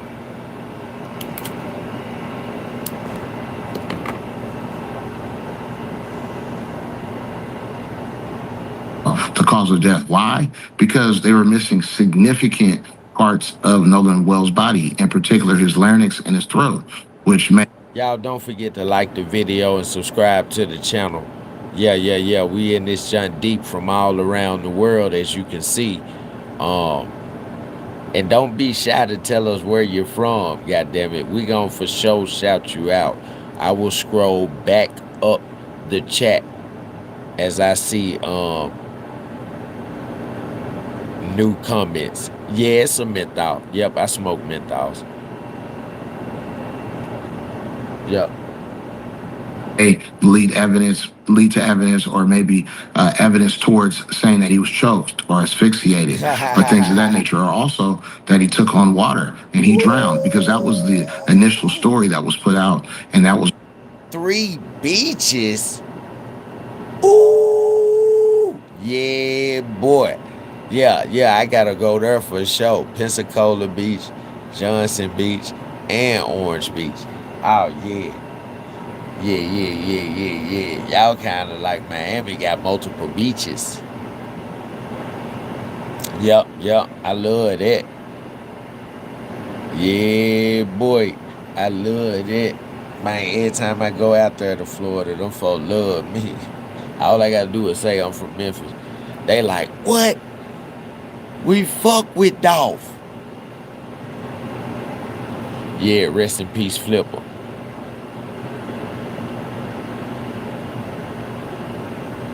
Yep, Jacksonville got a beach.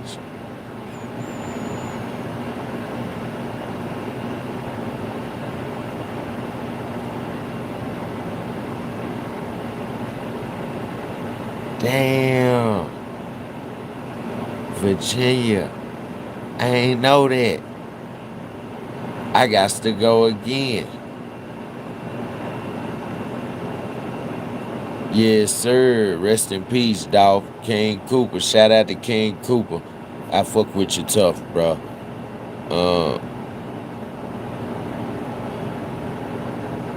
Lorenzo Hunter. What it do, bro? He said, I'm in Florida too. Yeah, shout out to Florida. Florida in this bitch. Also, they in this bitch deep. Hey, we in this junk. Yup. Damn right. What officials suspected, or at least they said they suspected, was that he drowned. And so not having the throat, which could be evidence of maybe some foul play, is super important. And without really fully examining the body, a forensic examiner cannot rule out or rule in a particular cause of death. So that's critical for the family to get that information. And so, Dante, I want to ask you this. We've seen several videos that have surfaced online. TMZ, who's some of our partners here at Fox, they have obtained video of some of the moments where Nolan Wells was last seen there on the island. He's there on several boats. He seems to be with a crowd of people. So my question for you is about witnesses and the story that they'll be able to tell in order to help move along in this investigation. How critical are some of those eye accounts of people? Yeah, King Cooper, he just saluted Florida. Yes, sir, Florida in the building for sure. Lala go hard to salute. What's up, Chad? Shout out to Chad just coming in. He said hi. Chad, don't forget to like the video and subscribe to the channel, man. We getting into this Nolan Wells case. Everybody getting to know each other right now. Just shout out cities and where they from. You know what I'm saying? So we can know where we at and how far we stretch around the world. Yeah. Don't forget to subscribe to become a Blockstar analyst. We all are Blockstar analysts here. Cover up with the government involved, with the governor involved. Yeah, the governor is on some cover up shit. Listen, I was listening to the Mississippi governor, and he was pushing the same shit that the sheriff was pushing. He was standing behind the sheriff, and he was telling everybody to basically get the fuck out the way and shut the fuck up. He got confidence in Ocean Springs Sheriff Department, and any decisions that they make, he confident that they will make the right decisions. How you confident they'll make the right decisions? And they just said no longer than an hour later after they found his dead body washed up on shore, they ruling out foul play. And everybody he said he came with is saying everybody that he came with is saying that they left him there with Katie, and they don't know where he is. How you don't know where he is? And then you say in the interview, Warren Hudson, our first suspect, he say in the interview with Dick Riding Officer Tatum, he say, yeah, man, we left them there, but it's not like we just left them on an abandoned beach. It was hundreds of people there, and there was at least 50 people that I know he could have caught a ride back with. Javon was there with his parents. They had already left. They left early, right? Because they had been there since 10 a.m.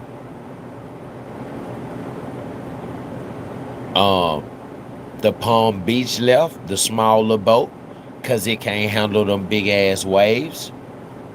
That 18-footer. Wide. You told the motherfucker to go ahead and get the Palm Beach up out of there before it started taking on some water, right? Because your 22 Triton was taking on water. Right? Bart, you hopped off his boat and left.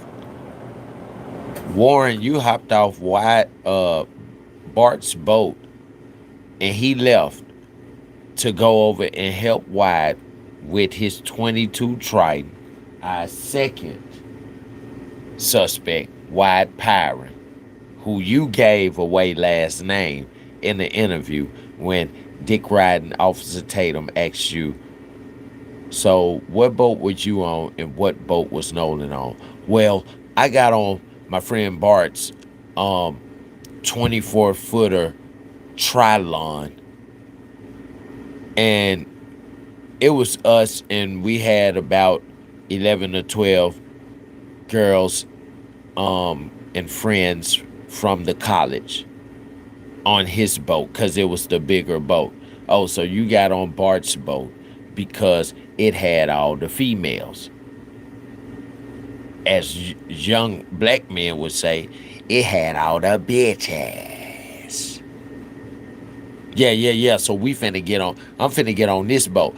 Hey, Nolan, you can stay over there with Wyatt. I'm gonna get on this boat. We gonna meet y'all there. Boom. Right? So he said, yeah, he was on my friend Wyatt Pyron's 22 Triton with him. And I was on the 24 Trilon with Bart, with my friend Bart, and some females from the college. We all left the docks at the same time, and we made it to the island at the same time. Yeah, so Warren Hudson, in his interview, he gives him away. See, here we breaking it down just like a real investigation, just like a real case, like we got the case, because this is a real case. But we breaking it down like we the detectives and we got the case. We analyzing this shit, right? So yeah, he said the last time he seen Nolan was at 3 p.m. He also tells Dick Riding Officer Tatum that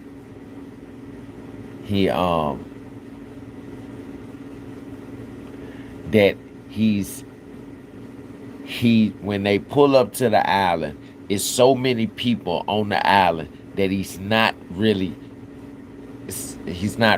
keeping up with Nolan. Like, he's not really keeping up with anybody. It's so many people there, you know what I'm saying? Like, everyone is just everywhere, right?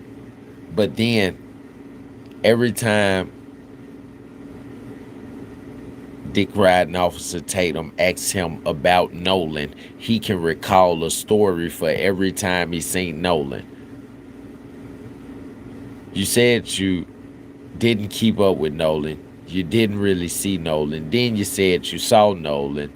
God damn it. You saw him on the beach chilling with Katie. You walked past him and you looked at him and you smiled and you was like, man, you crazy. Then all of a sudden you can recall another time that you was in the boat and Nolan was in the water. God damn it, damn near chest deep, and he was carrying Katie. Yeah. So she wouldn't get her hair and shit all super wet and shit. And she wouldn't be goddamn it chin deep in the water because she's shorter than him. He carried her the whole time they was in the water.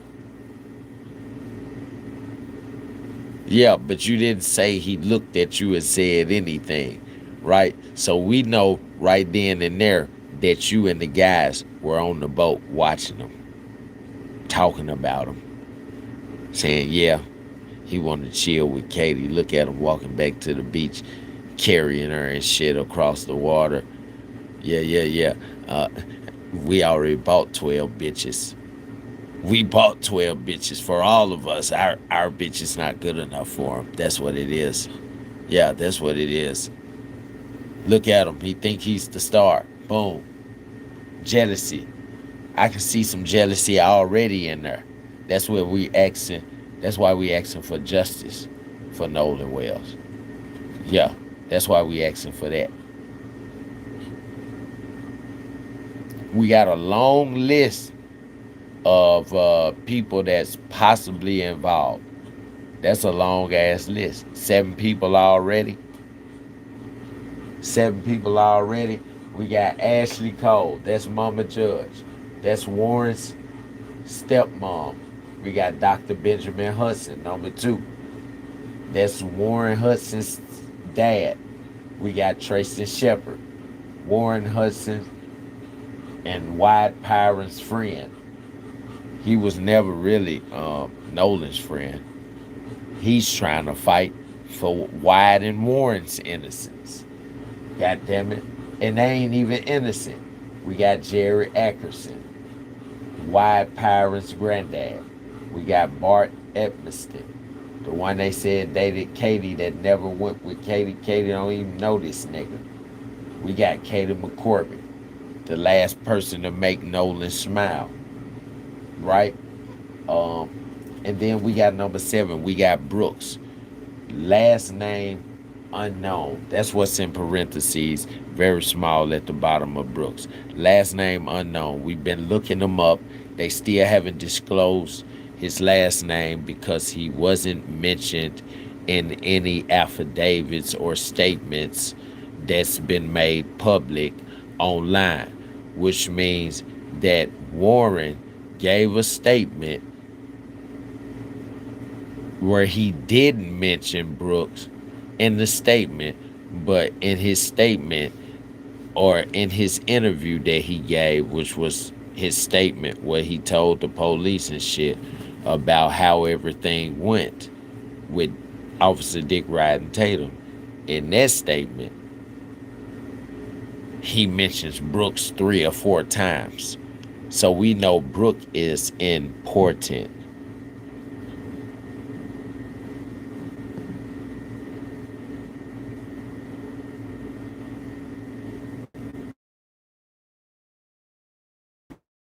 Doesn't really matter. Millions of people saying that you did it, it doesn't matter. Because millions of people is not in your city. So millions of people can't know what you did. The only reason that you're gonna lawyer up if your friend die is if you had something to do with it. You're not gonna lawyer up because you receiving death threats and fake threats, because you know that the police and the detectives can find the real killer,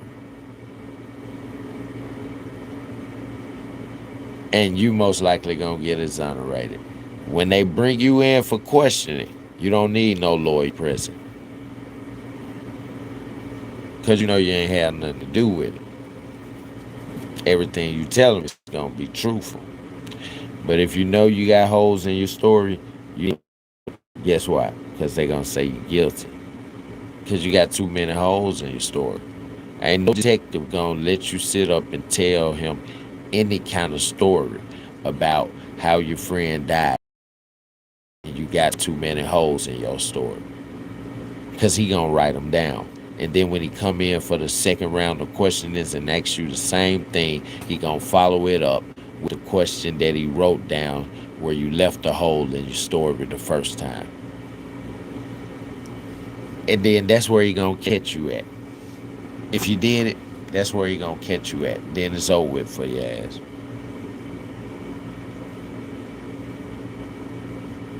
Yeah, the cops spoke to him first. The sheriff's department.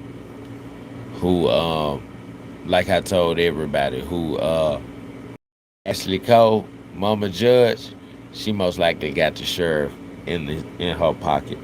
She most likely got him elected and put up in the chief of sheriff's seat. Yeah, she probably got him elected, and she'll have his badge if he go after her and her family. So he just sit there with his hands tied. Let the feds come in and take over.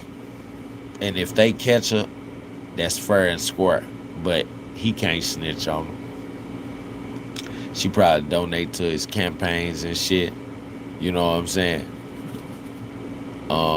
When your parents donate a big amount to shit like the police pension fund and the fire department pension fund, and they do an annual, they give them folks an annual amount of money, even if it's 100,000. Just say they give them just 100,000 a year. That's still a substantial amount of money. They've been doing it for longer than 10 years. They already gave over $1 million. When they start talking to the motherfucking sheriff and tell them, hey, you gonna have to make this shit swing the other way, guess what the sheriff gonna do? Yeah, we just discovered the body. Right now we're gonna rule it out as no foul play. Yeah, we're gonna rule it as no foul play right now, because we don't suspect it. Thank you. No further questions. You didn't even answer nobody questions yet. Now you finna end the press conference right after you just hit us with a bombshell. What you? I bet the damn journalist was in the crowd like, hold on, what the hell you mean? No foul play. No questions? We can't act. Nigga, get back here. Now you gonna answer somebody questions today, my nigga. You heard me?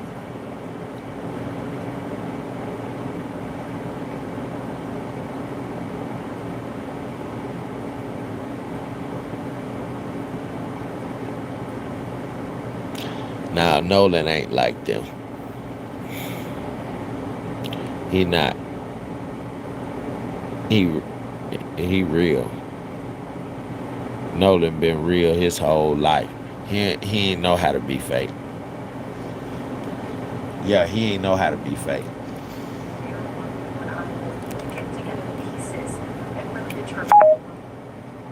Of course, as he was alive. Witness accounts and their statements are critical. They are actually very pivotal in trying to piece together what took place, because the witnesses have essentially firsthand information.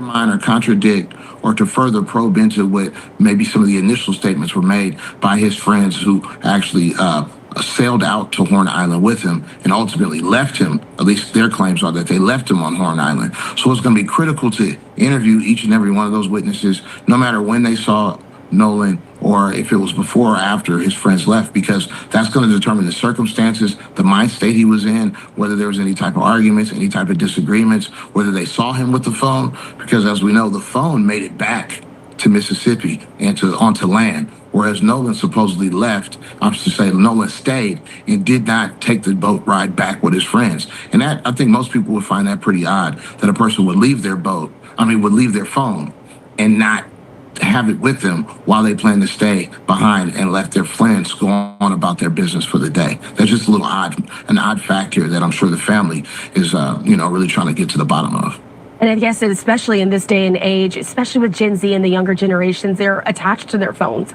And so I'm glad you brought up the phone piece of information, because we do know that Ben Crump and their legal team are right now searching for more information through all of the phones of people who were present at the time. How critical is that forensic evidence there and digital evidence of communications of those who were with Nolan within his could be told through those messaging and communications? They had his keys too. Well, our phone essentially digital evidence. RS11. There are digital footprints because everywhere you go is tracked, and so you're able to kind of recreate where people were at by the GPS coordinates and where the phone was located at particular times. You're also able to determine the type of communication that was given. For example, you can send a text message. When they maybe said it was in reference to Nolan. Maybe it was in reference to the circumstances that were going on. And so that would allow investigators to kind of recreate the timeline of what took place. But it also can lead to either excluding or ruling someone out as having been involved in this, but also can rule in someone as being involved in the circumstances as to how he wound up coming up dead. So our phones are critical, and analyzing them is very important for police investigators. And keep in mind, just because you delete something on your phone doesn't mean that it's deleted forever or that it can't be retrieved by investigators. So if just because you delete something off your phone doesn't mean that it's deleted forever. That's why all them cell phone companies got the clouds. All them apps got the clouds.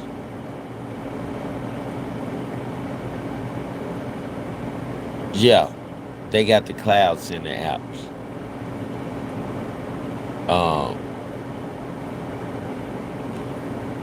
They can track you by photos if you share all your photos with Google Photos. Your shit be accessible through Google. Even if you deleting the pictures and you putting them on Google, you're uploading them to the Google Photo album. Yeah. You just made them pictures become alive forever.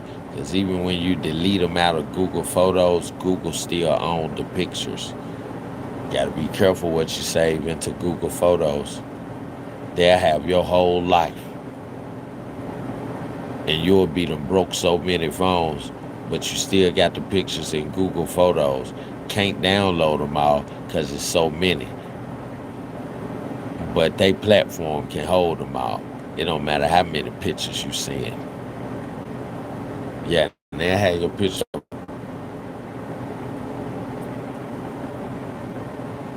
When you die, all of them, like them females that be posting the damn bikini pictures and basically goddamn it underwear pictures and shit online. They in nothing but underwear and shit. Just hopping out the shower, got their whole thighs out and shit. Man, when you die, that cell phone company, Google Photos will still own that picture. God damn it. And they'll wait till you die, your kids die, and your grandkids die. And they'll sell those pictures to your great grandkids. And they won't even know that you're a family member of theirs. Yeah, they'll have your picture 200 years later after you dead. Google and they family and they grandkids and they grandkids. Yeah, they company will own your pictures forever. They'll make money off your pictures 200 years from now.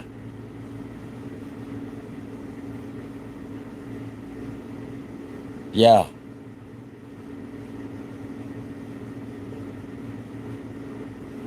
Yeah, Michael Jackson been dead for a while. His family is sitting up here watching YouTube make money off Michael Jackson. Michael Jackson still got a YouTube channel. His family don't own his YouTube copyrights and shit like that. He got a fucking YouTube TV channel where it's just playing Michael Jackson TV, all his old music videos. It's just playing them one after the other like it's a shot as a live premiere. You heard me? And people hop in that motherfucker every day, and it's a non-stop playing, and it just replays over and over and over, and they make money off of that motherfucker. Like I told y'all, Michael Jackson YouTube page got over 40 million followers. He got over 40 million followers on his YouTube page. He gone now. He get millions of views a day. He gone now. YouTube, Sony, they get their money. Yeah, Sony own Michael Jackson copyrights.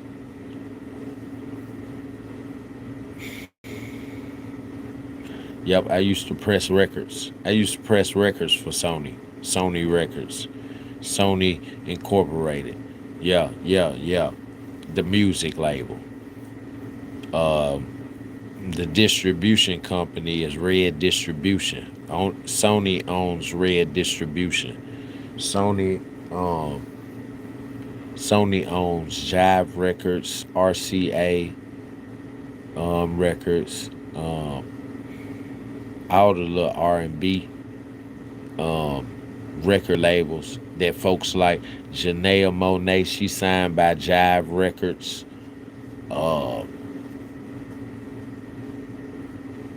What's his name? Miguel. He got a contract with Jive Records and with RCA. But they under Sony.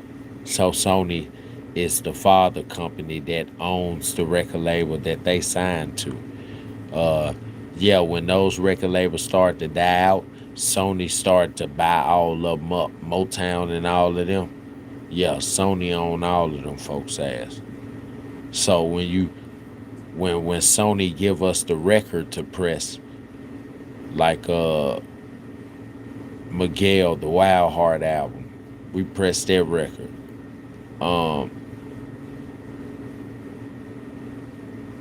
It didn't have Sony on the back, but it had Red Distribution, Jive Records, and RCA. You know what I'm saying? Sony owned those companies. Did the whole Wu-Tang Clan 90s catalog. That's like 9-10 albums. They dropped damn near an album every year. Al Green whole catalog. He got like 7 or 8 albums. Who else album I did? I did the Michael Jackson 25th Thriller album. I pressed that. I did 2 Elvis records. His Christmas joint, and I can't remember the other one. I did the David Bowie Nothing Has Changed album. Man, I did a lot of albums. I done pressed up a lot of albums. Yeah, indie rock too.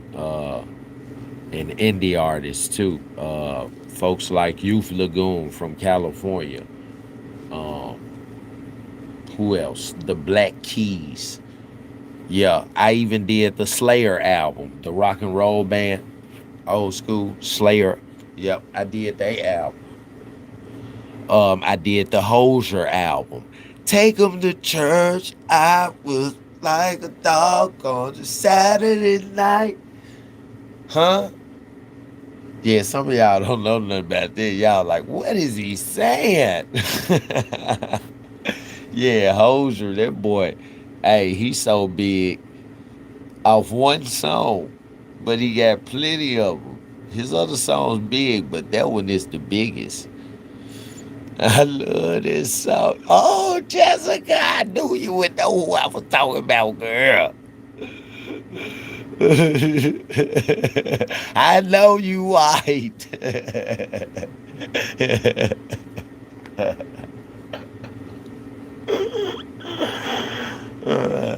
Yeah, I grew up around a lot of white people, so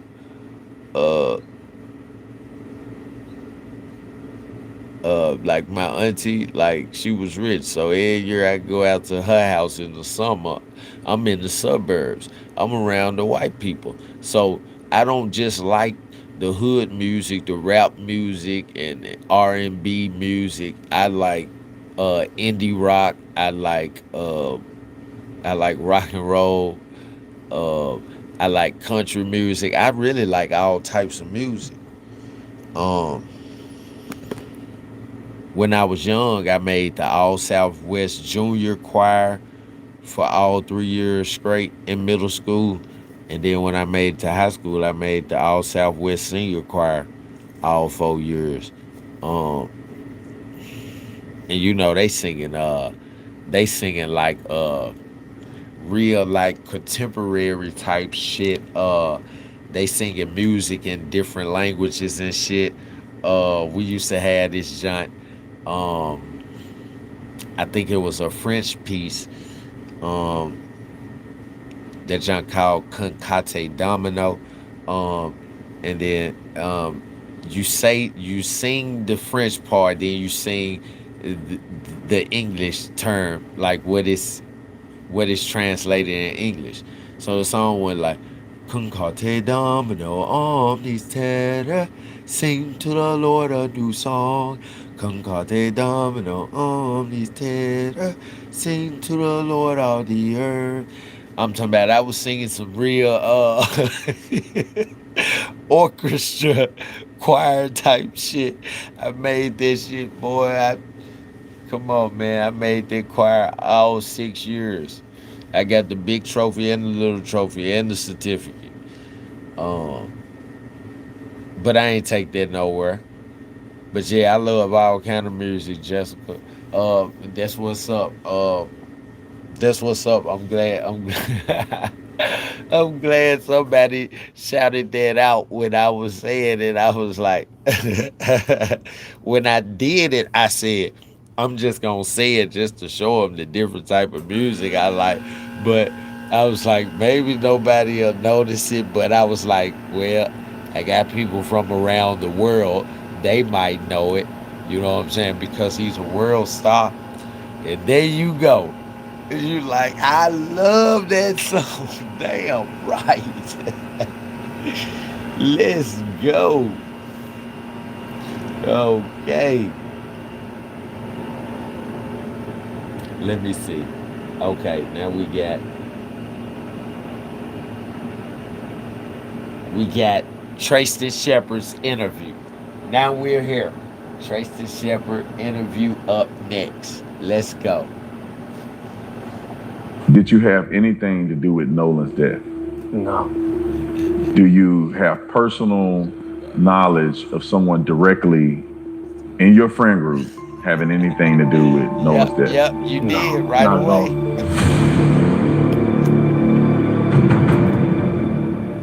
So I saw you on television. You had an. Those of you who coming in, man, y'all like the video for me. Subscribe to the channel. Everybody that just came in, the 12 people that just came in, man, y'all like the video for me. Subscribe to the channel. We getting into it. We are down to the nitty gritty. We've done Warren Hudson's interview. Now we're backtracking and we're going to trace the Shepard interview to see if he needs to be with our 2 homicide suspects in the Nolan Wells case, or does he need to stay in the possibly involved section?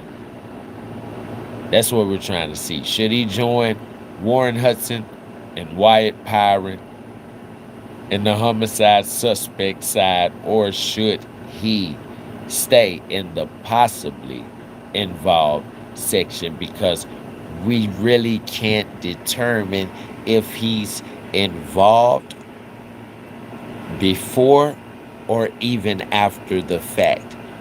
That's why we're finna channel back into his interview with Officer Dick Rodden Tatum and see what he said.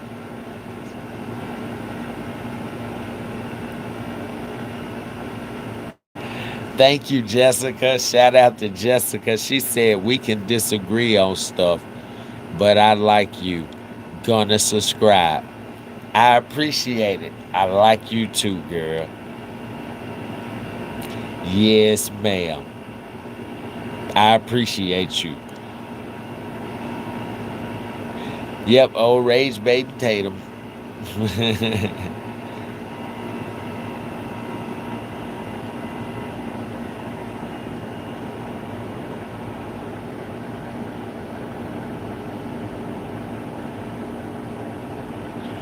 No Chicago shit. Yeah.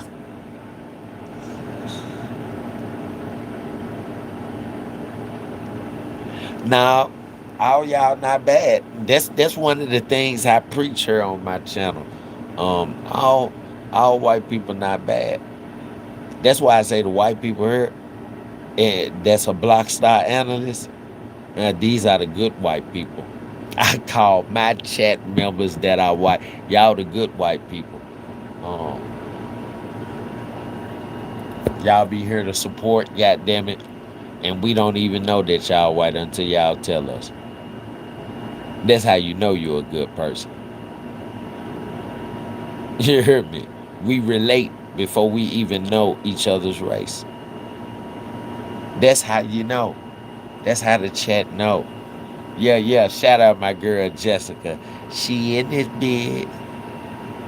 Been in it bit for a while now. And she subscribed to the channel and liked the video. I want y'all to do the same. Yes, sir. And she loves Hozier. Yeah. For those of you who know who Hozier is, Take Me to Church. Yeah. She loves him. I do too. Let's go. Trace this interview, and I felt like you laid out a few things that I think the world needs to know and be clear about. Okay. And the first one is the relationship that you had with Nolan. Can you explain your relationship with Nolan? Yeah, I will. So his mom got on TV, as everybody has seen, and said that she didn't know me. And I am white and saying man, that can't be farther from the truth. The real me and Nolan, I met Nolan in ninth grade in our second block class. It was math. He was one of the first guys I made friends with.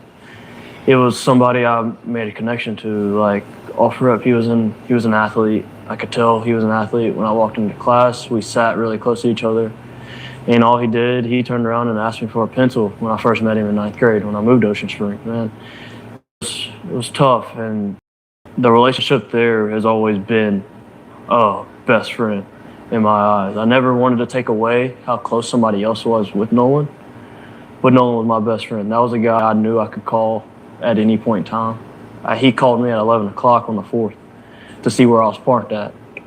Man, me and Nolan have countless of him giving me advice on my girlfriend, on my life in general. Nolan has been the only friend, and I love my friends and my best friend in this group of guys, but Nolan has been the only person that ever tell me like he's proud of what I've done.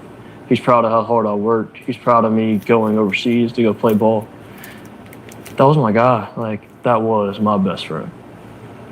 Yeah, and so how does it make you feel when the media activists are coming out and alluding to the fact that you may have something to do with what happened to Nolan on that day? Man, that hurts. It hurts is an understatement. I beat myself up every night I lay down. Beat myself up anytime it crosses my mind. Because in my head, if I wasn't drinking, if I didn't get into that altercation, maybe I would be able to do something. Maybe I would have saw something. Maybe I would have told Nolan, hey, man, you're not going with that girl. Just come back with us. We're going back a little bit later. We can go meet up with the guys later. Maybe it just plays out different. And then the fact that they're going to... What I don't like is all of these niggas around, and they study trying to put the fault of his death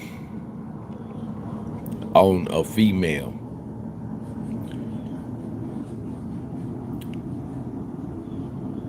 That can't take down a 6-foot athlete for shit.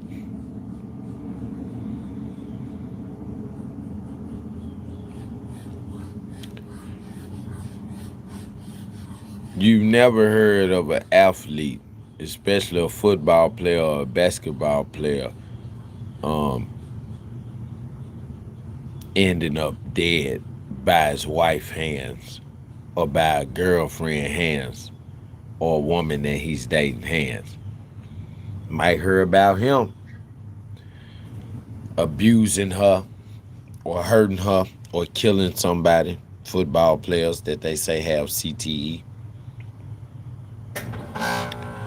But you never hear about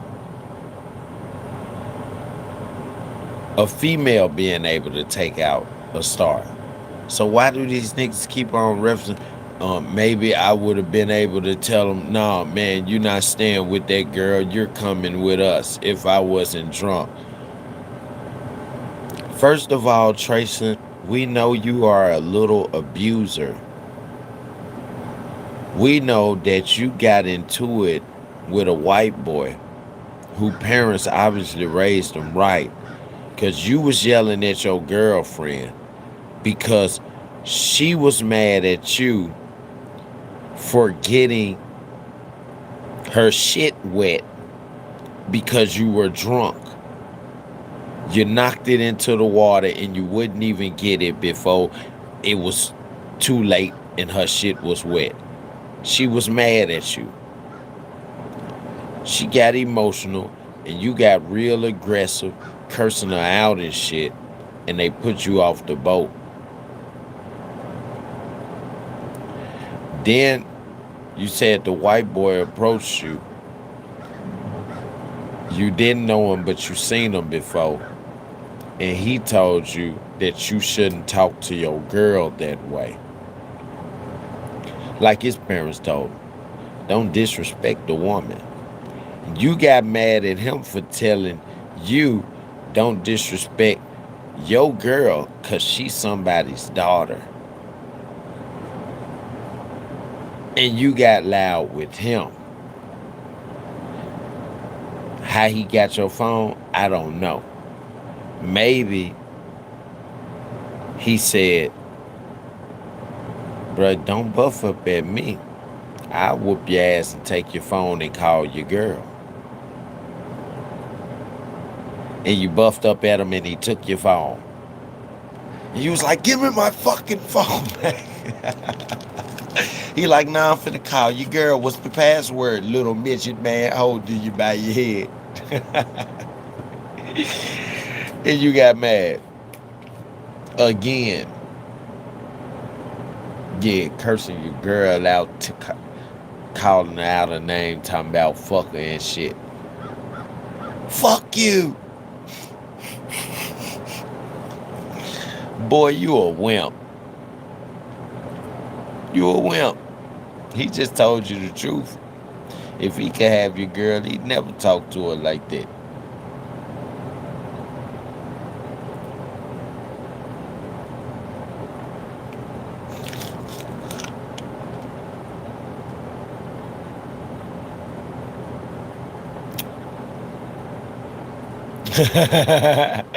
What the real Viper said.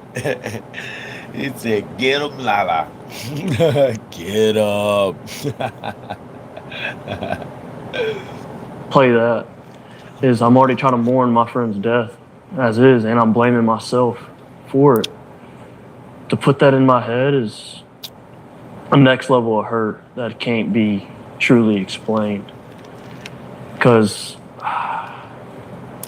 it's hard to put into words. Generally, it's backstabbing from a sense of a community that I thought I had with my skin color, and you know they stay so strong together. I think he came back to the boat, and I'm supposed to be one of them, but I come up and I speak, and now I'm the person to blame. Now I'm not dark enough for them. I'm not black enough for them, and now I'm the issue. It doesn't make sense. In my head, it doesn't make sense. Was Nolan, I mean, obviously you were in a friend group, but the way the media makes it seem is that almost as if Nolan was the only black person in this whole friend group. Now, they don't even mention you. They don't bring you up in this whole thing when it comes to, you know, what happened at Horn Island. So what's your take on Nolan being, you know, presented as like the only black kid in a group of all these white boys? That's crazy, man. I know we've spoken a little bit, but that friend group that I'm a part of to this day was the first friend group I was in when I moved to Ocean Springs as a new kid coming in. I never knew any of them. I known one, kind of, sort of, back from grade school because we went to the same private school together. But that was it. And him being the only black person, minority, any of that measure is insane. Our friend group is diverse from the max. Like, we have a mixed guy. I mean, we had Nolan in our friend group. There's an Asian a part of our friend group. There's a Latino that they're trying to perceive as white. He's truly authentic Mexican. His parents are from Mexico. They came over legally and they did everything right, and he's been here since. I'm sorry, but bro, your group is not diverse. Your group is not diverse. It's not. You got a couple of people in your group that's of a different race than white, but your group is not diverse. Y'all don't make the group diverse. It's 3 or 4 of y'all, and it's 30 of them. How's y'all group diverse? No. Y'all have no impact on the group. And without, Jessica, can you agree with me on that? Without Nolan, the whole group looks white. Tristan is very light-skinned. Have you seen him, Jessica? He looks like he's your color.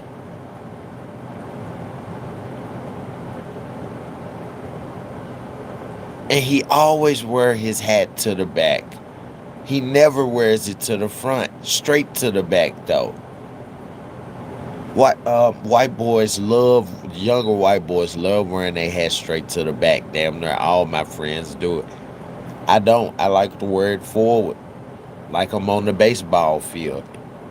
You know, they do their hat like this before they get ready to tighten up on the back. Yeah, get ready.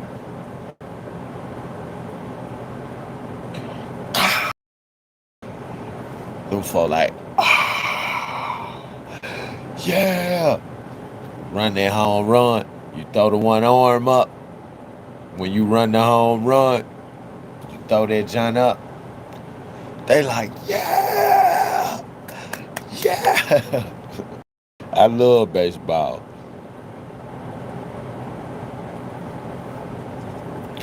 Thank you, Jessica. See, Jessica don't tell the truth.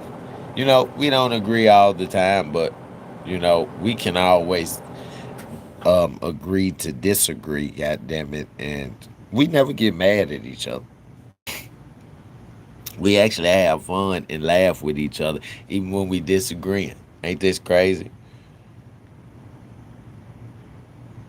Because even when we disagree, both of our opinions still sound possible or plausible to each other. Like, even though I see it this way, I can still see it her way. Even though she sees it her way, she can still look at what I'm saying and say, I can see that. Now that's family right there. Come on now. That's a real chat analyst. Yeah, yeah, yeah. Kumado. Yeah. Hey, tell him. Yeah. I'm talking about a happy spirit. Kumado, he a happy spirit the whole time. Since been in the chat. Happy spirit. We always joking with each other. We always having fun. You know what I'm saying? We always can see each other's point, and we can see the humor in laughter, you know what I'm saying, in each other points sometimes when it's called for it.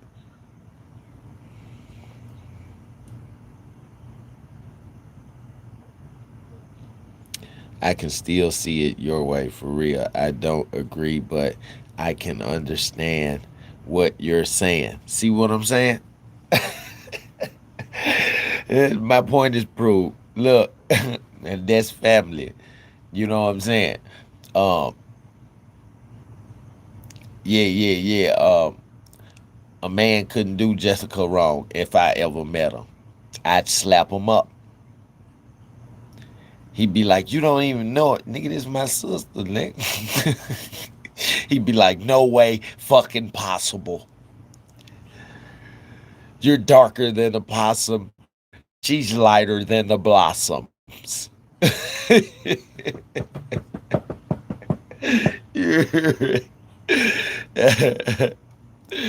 Nigga, who said we couldn't be family though, nigga?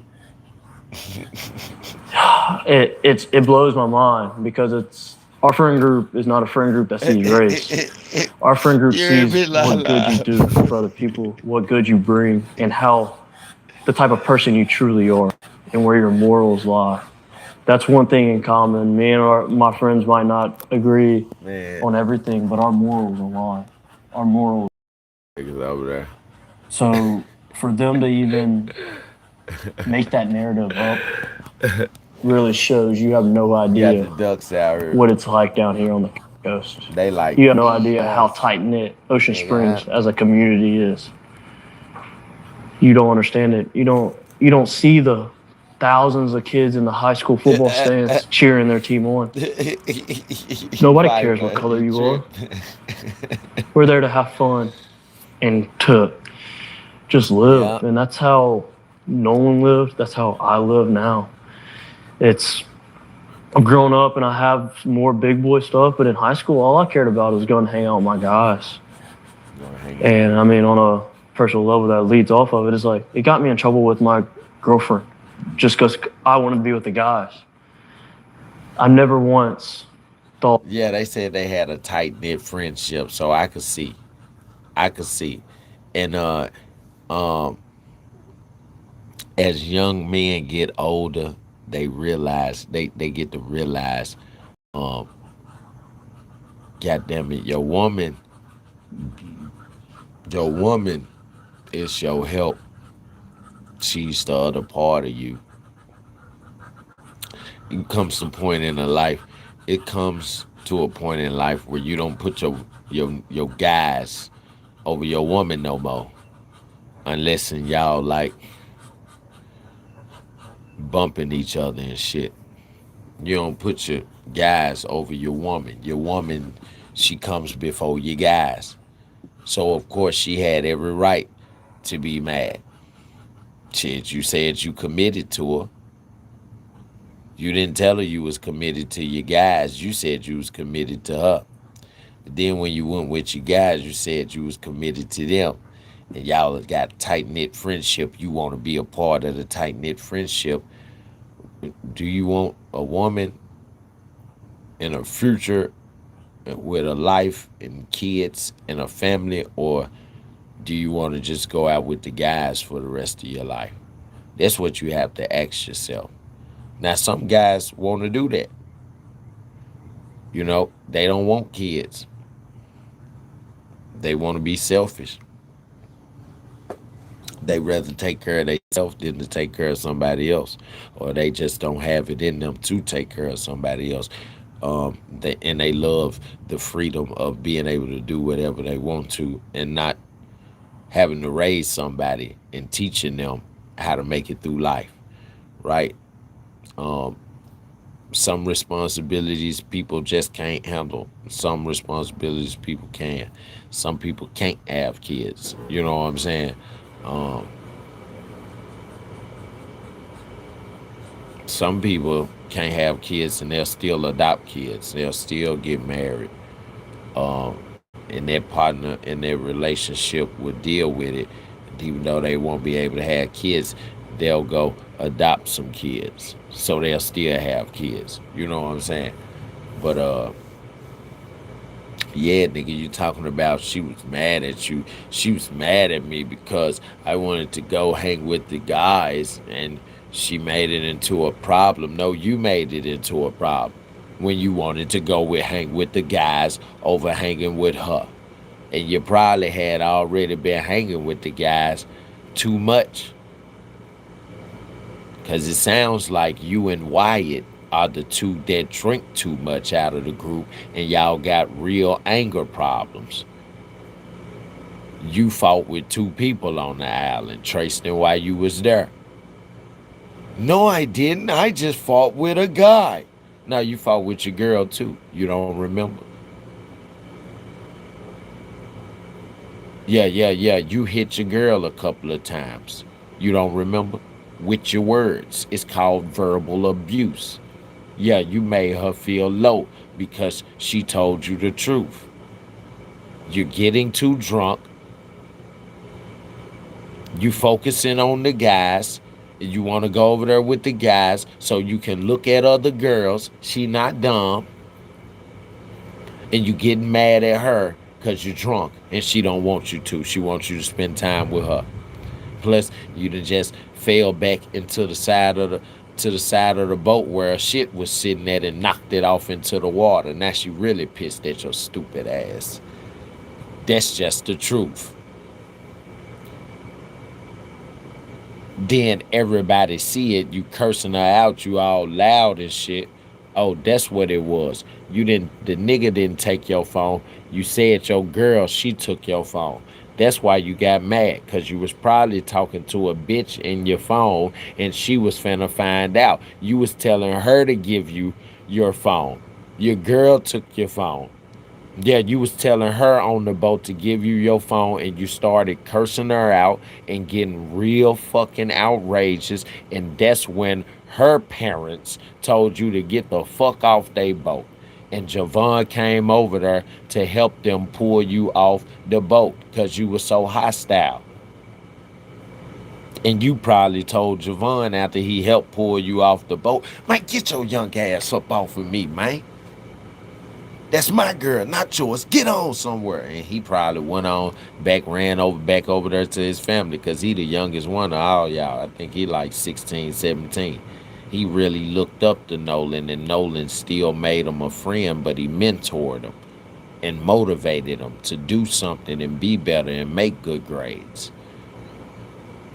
Right? So then that's when the white boy walk up on you, and he really just trying to be genuine and calm you down. Like, hey, bro, calm down. And look, you shouldn't talk to your girl that way, especially out loud. You think he trying to embarrass you. You looking at it and you taking offense and don't want to look around, but you think everybody looking at you. So you kind of looking out the corner of your eyes, but you ain't looking in.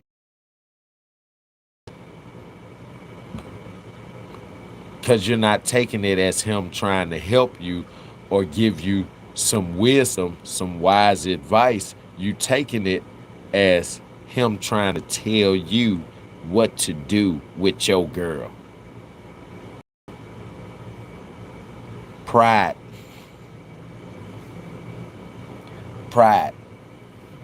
Yeah, you and Wyatt the same. He get to drinking. His boat start taking on water. He get mad because Nolan ain't over there helping them dig water out the boat. Well, Nolan wasn't over there when y'all let too many people on the boat and got the motherfucking indulged in water. He was sitting on the island with Katie. You already said at first he was standing beside your boat in the water, shoulder deep, holding Katie up over the water. Which means that where he was standing at in the water, she was short. She would have had to been doing her little paddle and shit and swimming, because she too short. She about 5 foot something. He's 6 foot something. Him and all his little friends, Warren and all of them.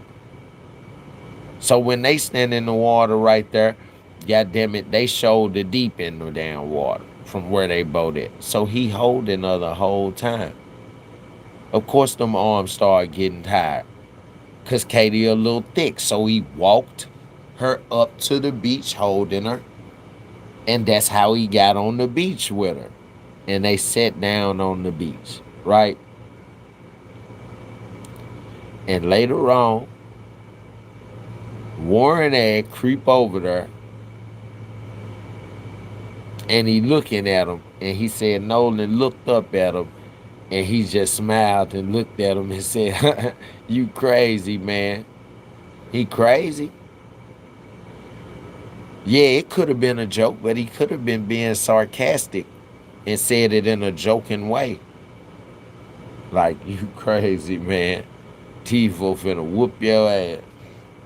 Or you crazy, man. Why finna whoop your ass for saying, you're not finna get on the boat.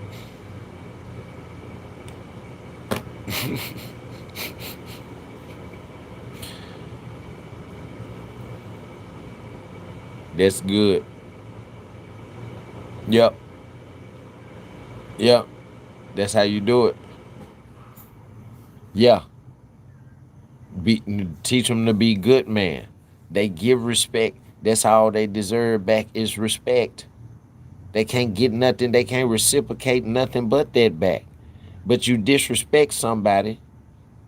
You try to embarrass somebody because he's over there chilling with Katie and he's not helping y'all dig water off the boat because he didn't help y'all put the water on the boat. He didn't tell them extra girls to get on the boat. He was focused with Katie. When they got to bouncing to the music and then the bottom of the boat started dipping in the water and water started getting on the boat, they done bounced so much on the damn boat, drunk and shit, until all 10, 12 of them done looked down on a 22 Trident and said, whoa, we're sinking. Yeah, y'all sinking. Y'all sinking for sure. It's too much weight. It's over the weight capacity on the boat.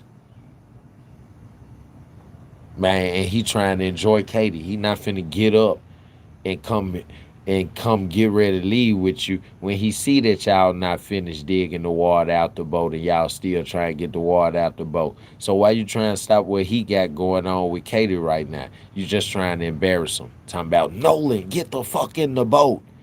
Ain't you know why'd you know ain't no black kid gonna listen to you if you talking to them like that and you not an adult? You not their parents and you talking to them like that. And you not their friend. Your friend is their friend. Warren is his friend. And Warren's not on that boat yet. Warren is on Bart's boat. He's telling us that he's hearing this from Bart's boat. And he not calling your name, but he said my friend's 22 Triton was taking on water. And I mean, he was kind of yelling at Nolan, yelling it because he was frustrated that his boat was taking on water. So he did say it. I mean, everybody could hear him say it when he said it to Nolan. Nolan, get the fuck on the boat now. Get the freak on the boat. Come on, man. Bring your ass. We gotta go now. I told my chat, I said, Warren, y'all that's coming in, like the video, subscribe to the channel. I said, y'all, Nolan was not gonna get on that boat. I said, you know, the only way he was gonna get on that boat when dude disrespect him like that is if Warren come over there and get on that boat. Cause that's his friend. Yeah, he probably told him, nah, I'm straight, I ain't coming. Cause he didn't see Warren and he like, this nigga is getting hostile. He not my friend. I can't trust my life around him and my friend ain't around that he knows. But when he seen Warren let Bart go and say he finna go over there to Wyatt's boat and help him get the water out, he gonna ride back with Wyatt. Come on now. If that was you, you'd be like, okay, Warren going back, Warren coming over there now. Oh, then he finna help him. He gonna ride back. Look, Katie, I gotta go. I'm finna go back to the boat. Yeah, cause they probably finna leave. Yeah, I'm finna get on the boat now, cause Warren is getting on the boat. He was supposed to ride there on the boat with us, but he didn't. He rode on the 4-inch Trilon with Bart, cause that's where all the females was. But I suspect when Nolan came to get on that boat, I suspect Wyatt was pretty pissed and was like, oh, now you want to come get on the boat. Get the fuck off my boat. And folk was trying to calm him down and shit. And he probably pushed Nolan, and Nolan either hit his neck on the edge of a surface or the edge of a seat, hit his neck and the back of his head hit the surface. That's where that blood pooling might have came from in the second autopsy that was in the bottom back of his skull, from his neck snapping and the back of his head hitting the surface of the edge that his neck snapped on. Like if he hit his head on the edge of the boat, the wide part that you can sit on that's right there past the edge of the boat, he probably broke his neck on the edge and the back of his head smacked the fuck out of the top flat surface of the edge of the boat. You know what I'm saying? Like, bah, bah. And that's probably what we heard on the Ceto call. Is he dead? Is he dead?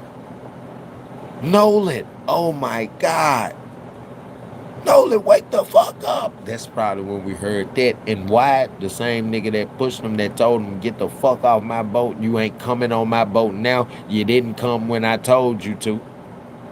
You think I'm gonna let everybody see me talk to you like that and you act like you don't fucking hear me, and then you still get on my boat and I take you home from her? You're not finna play with me like that. You can get off my boat. Yeah, we can just know that that's how a young, hostile, not saying white or black, I said a young, hostile kid would act that's drinking. Yeah, if he privileged, white or black, he privileged and it's his boat. You 18, 19, you got 2 boats already. That's yours. Granddad bought them for you. And he put his sea tow insurance on you. His boat insurance on you so you can get 24-hour sea towing service and all of that shit on both of your boats. Your 18-foot Palm Beach and your 22 Triton. Chop it up down to the nitty gritty. Those of you coming in, man, y'all like the video, subscribe to the channel. Let's get back into this Tristan interview.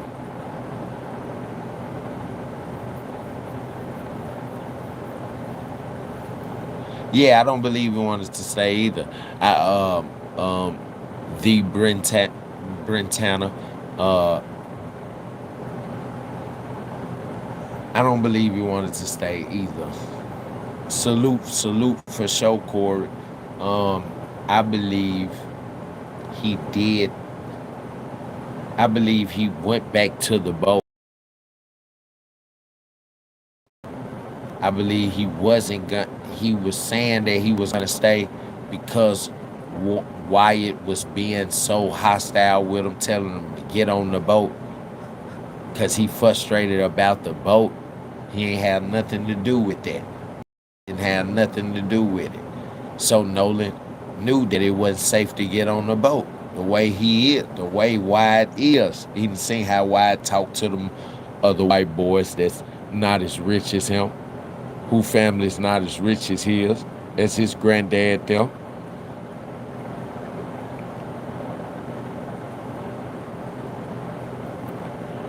Yeah. Warren really can't control shit when Wyatt around. Yeah, he like, Wyatt like, I don't care. I can look at him. He like, I don't care that your stepmom a judge and your dad a doctor. Y'all ain't got no boat.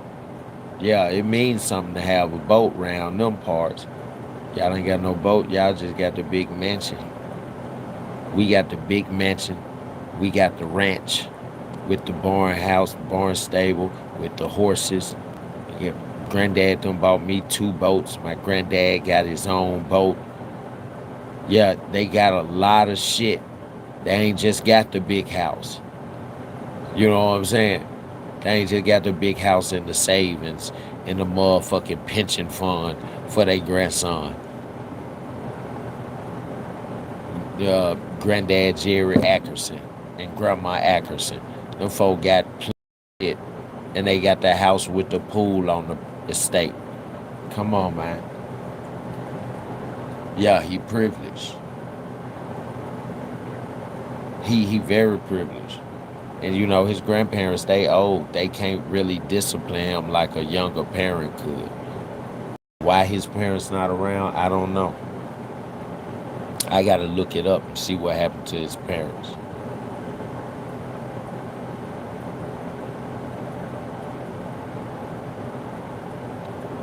Yep.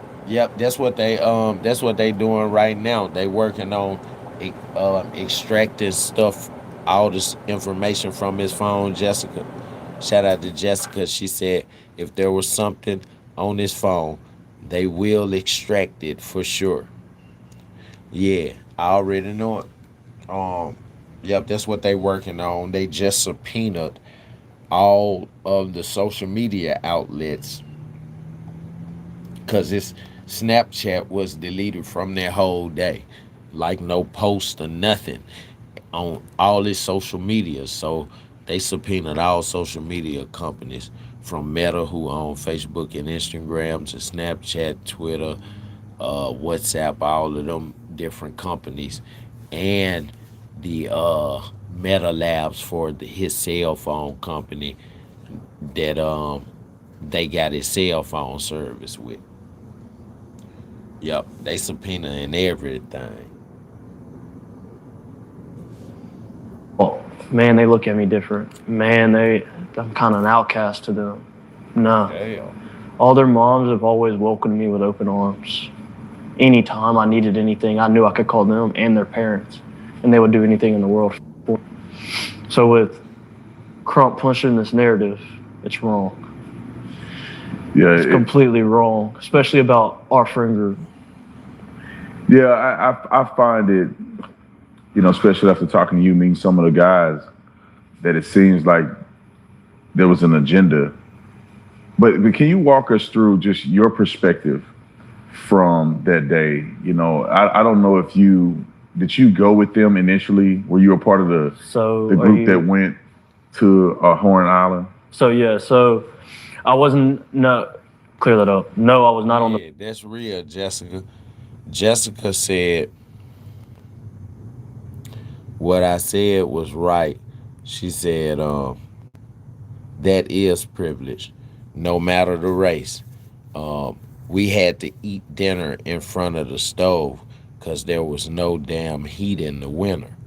You heard me? So she can imagine, and she can see it from all points of view. You know what I'm saying? She struggled too when she was a kid. Her family struggled too. Hard times, goddammit. My big cousin was privileged. And when his dad died and his mom started getting harder on him and he didn't get everything he wanted by the snap of his fingers, it drove him to turn into an alcoholic because he couldn't get his way no more. He beat himself up. He never had to work a job. 36 years old, he died. Being intoxicated in public, crossing the street at night on Fraser Boulevard here in Memphis, and a motherfucking Charger hit him. You know how low they sit to the ground, drug him 3 miles with his body trapped up under it. When his body came from up under the Charger, he was dead and the Charger kept going. Being privileged took his life. And karma, she don't discriminate. She don't discriminate with color. Yeah, and she don't discriminate with how your life can end either. So you gotta watch. You gotta watch how you treat people just because you're better off than they are. You gotta watch what you say to them, because karma come back and bite you in the ass. For sure, for sure. Yep, it's all right. It's all right, though. I appreciate that, Andre and Real Viper. I appreciate that.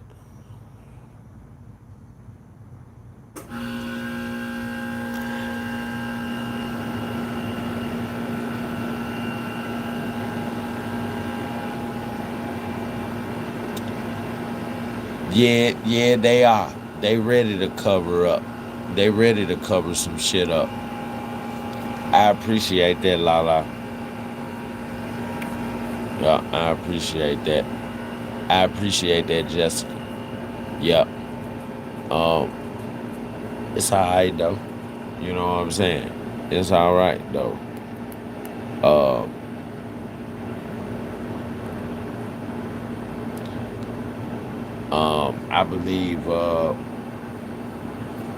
I believe he had a chance to seek repentance.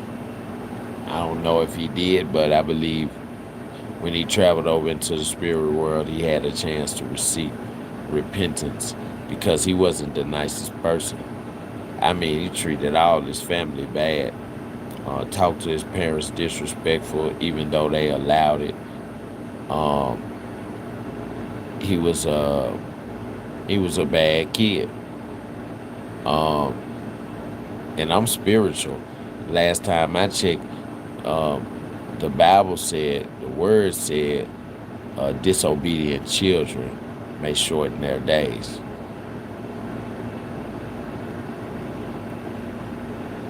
And maybe he shortened his own days. You know what I'm saying?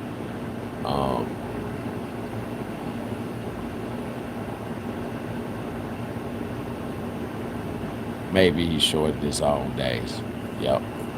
But I appreciate that, y'all. I appreciate that, Peanut.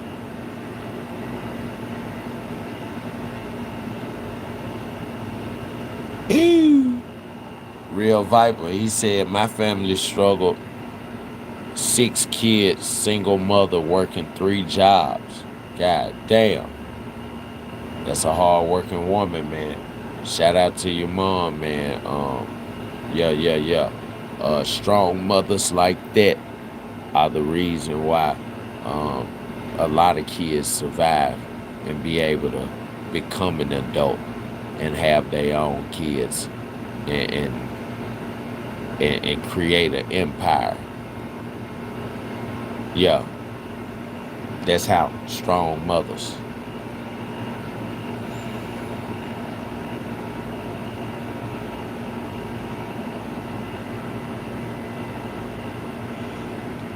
My big cousin, Charger hit him on Fraser Boulevard and drug him 3 miles up under the Charger. He died under there. And then when he came from under the Charger, he was dead. 3 miles. Hit him. He was drunk, crossing the street at night. Probably had on dark colors and shit. They were speeding. They didn't see him. By the time they saw him, they had already hit him and he went under the car. Yup. Boat with them. Yes, I was a part of the group that was supposed to go out. Yeah. So the only reason why I did not go on the boat Jessica. is I was offered, I got begged to go, but my uncle, we also took 12 people out on our boat, not including us two, so 14. And my uncle. So that's what folks trying to do. They saying that it was 4 boats. Folks are starting to say a lot that it was 4 boats. And I'm hearing Tristan right now saying me and my uncle took 12 people out on our boat, but they wasn't a part of the 3 boats in the crew that Nolan and them had. They wasn't a part of their crew. But I see what some of the race baiters and clickbaiters are doing with their YouTube channels. When they're saying that it's 4 boats, they taking this shit from his interview, just this short clip, and they playing that and they putting it together and saying, oh man, you won't believe this. It was a 4th boat.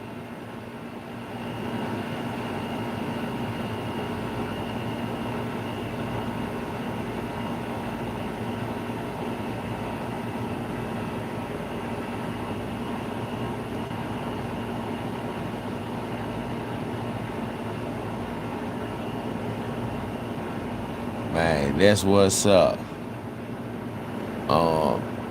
Real Viper, Peanut said, your life sounds like her life. She was po though, not poor. Her mom worked like your mom and took care of all of them. Yeah. Viper hit you back with the we was poor.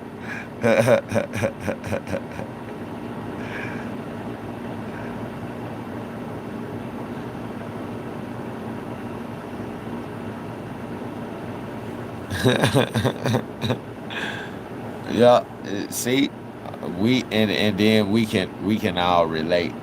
Here we can all relate, man. Yup, man. But y'all know what it is, man. We still seeking justice for Nolan Wells, man. But yeah, man, I'm finna have to get ready, get some rest, get ready to go to work this afternoon. Man, I love y'all, man. We gonna go back live tonight. They putting us back in the algorithm, y'all. Don't forget to like the video, for sure, and subscribe to the channel. Listen, man, this is Blockstar MS Analytics. They know who we are. We are Blockstar Analysts. And what did we just do? We just analyzed the fuck out of some shit. Hey, listen, chat. I love you, chat, and I thank you for being here. Don't forget to like the video. comment down below, and subscribe to the channel to become a part of the family. You hear me? Also, one more thing I want you to do is share this video with somebody you love, or a friend, family member, co-worker, someone who's hearing about the Nolan Wells case, but needs a better perspective, or needs to see it from more than one view. If you believe their view is very narrow and they're only seeing it one way, no matter how many different ways you're seeing it or the people around them, throw the channel at them. Tell them to check it out. Yeah. We got the whiteboard up to help us understand it better whenever we come up with anything that we might suspect could help the case. We added to the board, including people who could possibly be involved or possibly be a suspect. We don't leave nobody out, God damn it, even if we believe that they could possibly be innocent. Like Katie McCormick, the last person to make Nolan smile. Yep, she was truly. And it's funny how all the supposedly young men, that's probably why they call them boys, because they don't act like young men, would try to blame it on her and say that she's got to have something to do with it. But when they make it back to Mississippi, they don't even call her. She's not one of the people they call, even though everybody, including Javon and Tristan, that Warren calls, and he tells them he's gonna call the Coast Guard right off the back when they say they haven't seen Nolan. He instantly tells them, I'm gonna call the Coast Guard. Ask Javon for Nolan's mom's number and call her and say, have she seen Nolan? And she said, no, I thought he was with you guys. No, we left him on the island around 3 p.m. She said, then tell, but don't panic. We're gonna call the Coast Guard. That's the first thing you say when you make it back to the island. Is you never decide to call Katie. I wonder why. Maybe it's because you really didn't leave them with Katie. Yeah, it's more shit unfolding more and more throughout the day. And we gonna get into it later on tonight. Listen, man, you've been chilling with yours truly. It's Blockstar Emmons, all the way from Memphis. Don't you forget me. I love y'all, chat. We'll be back again soon. Love.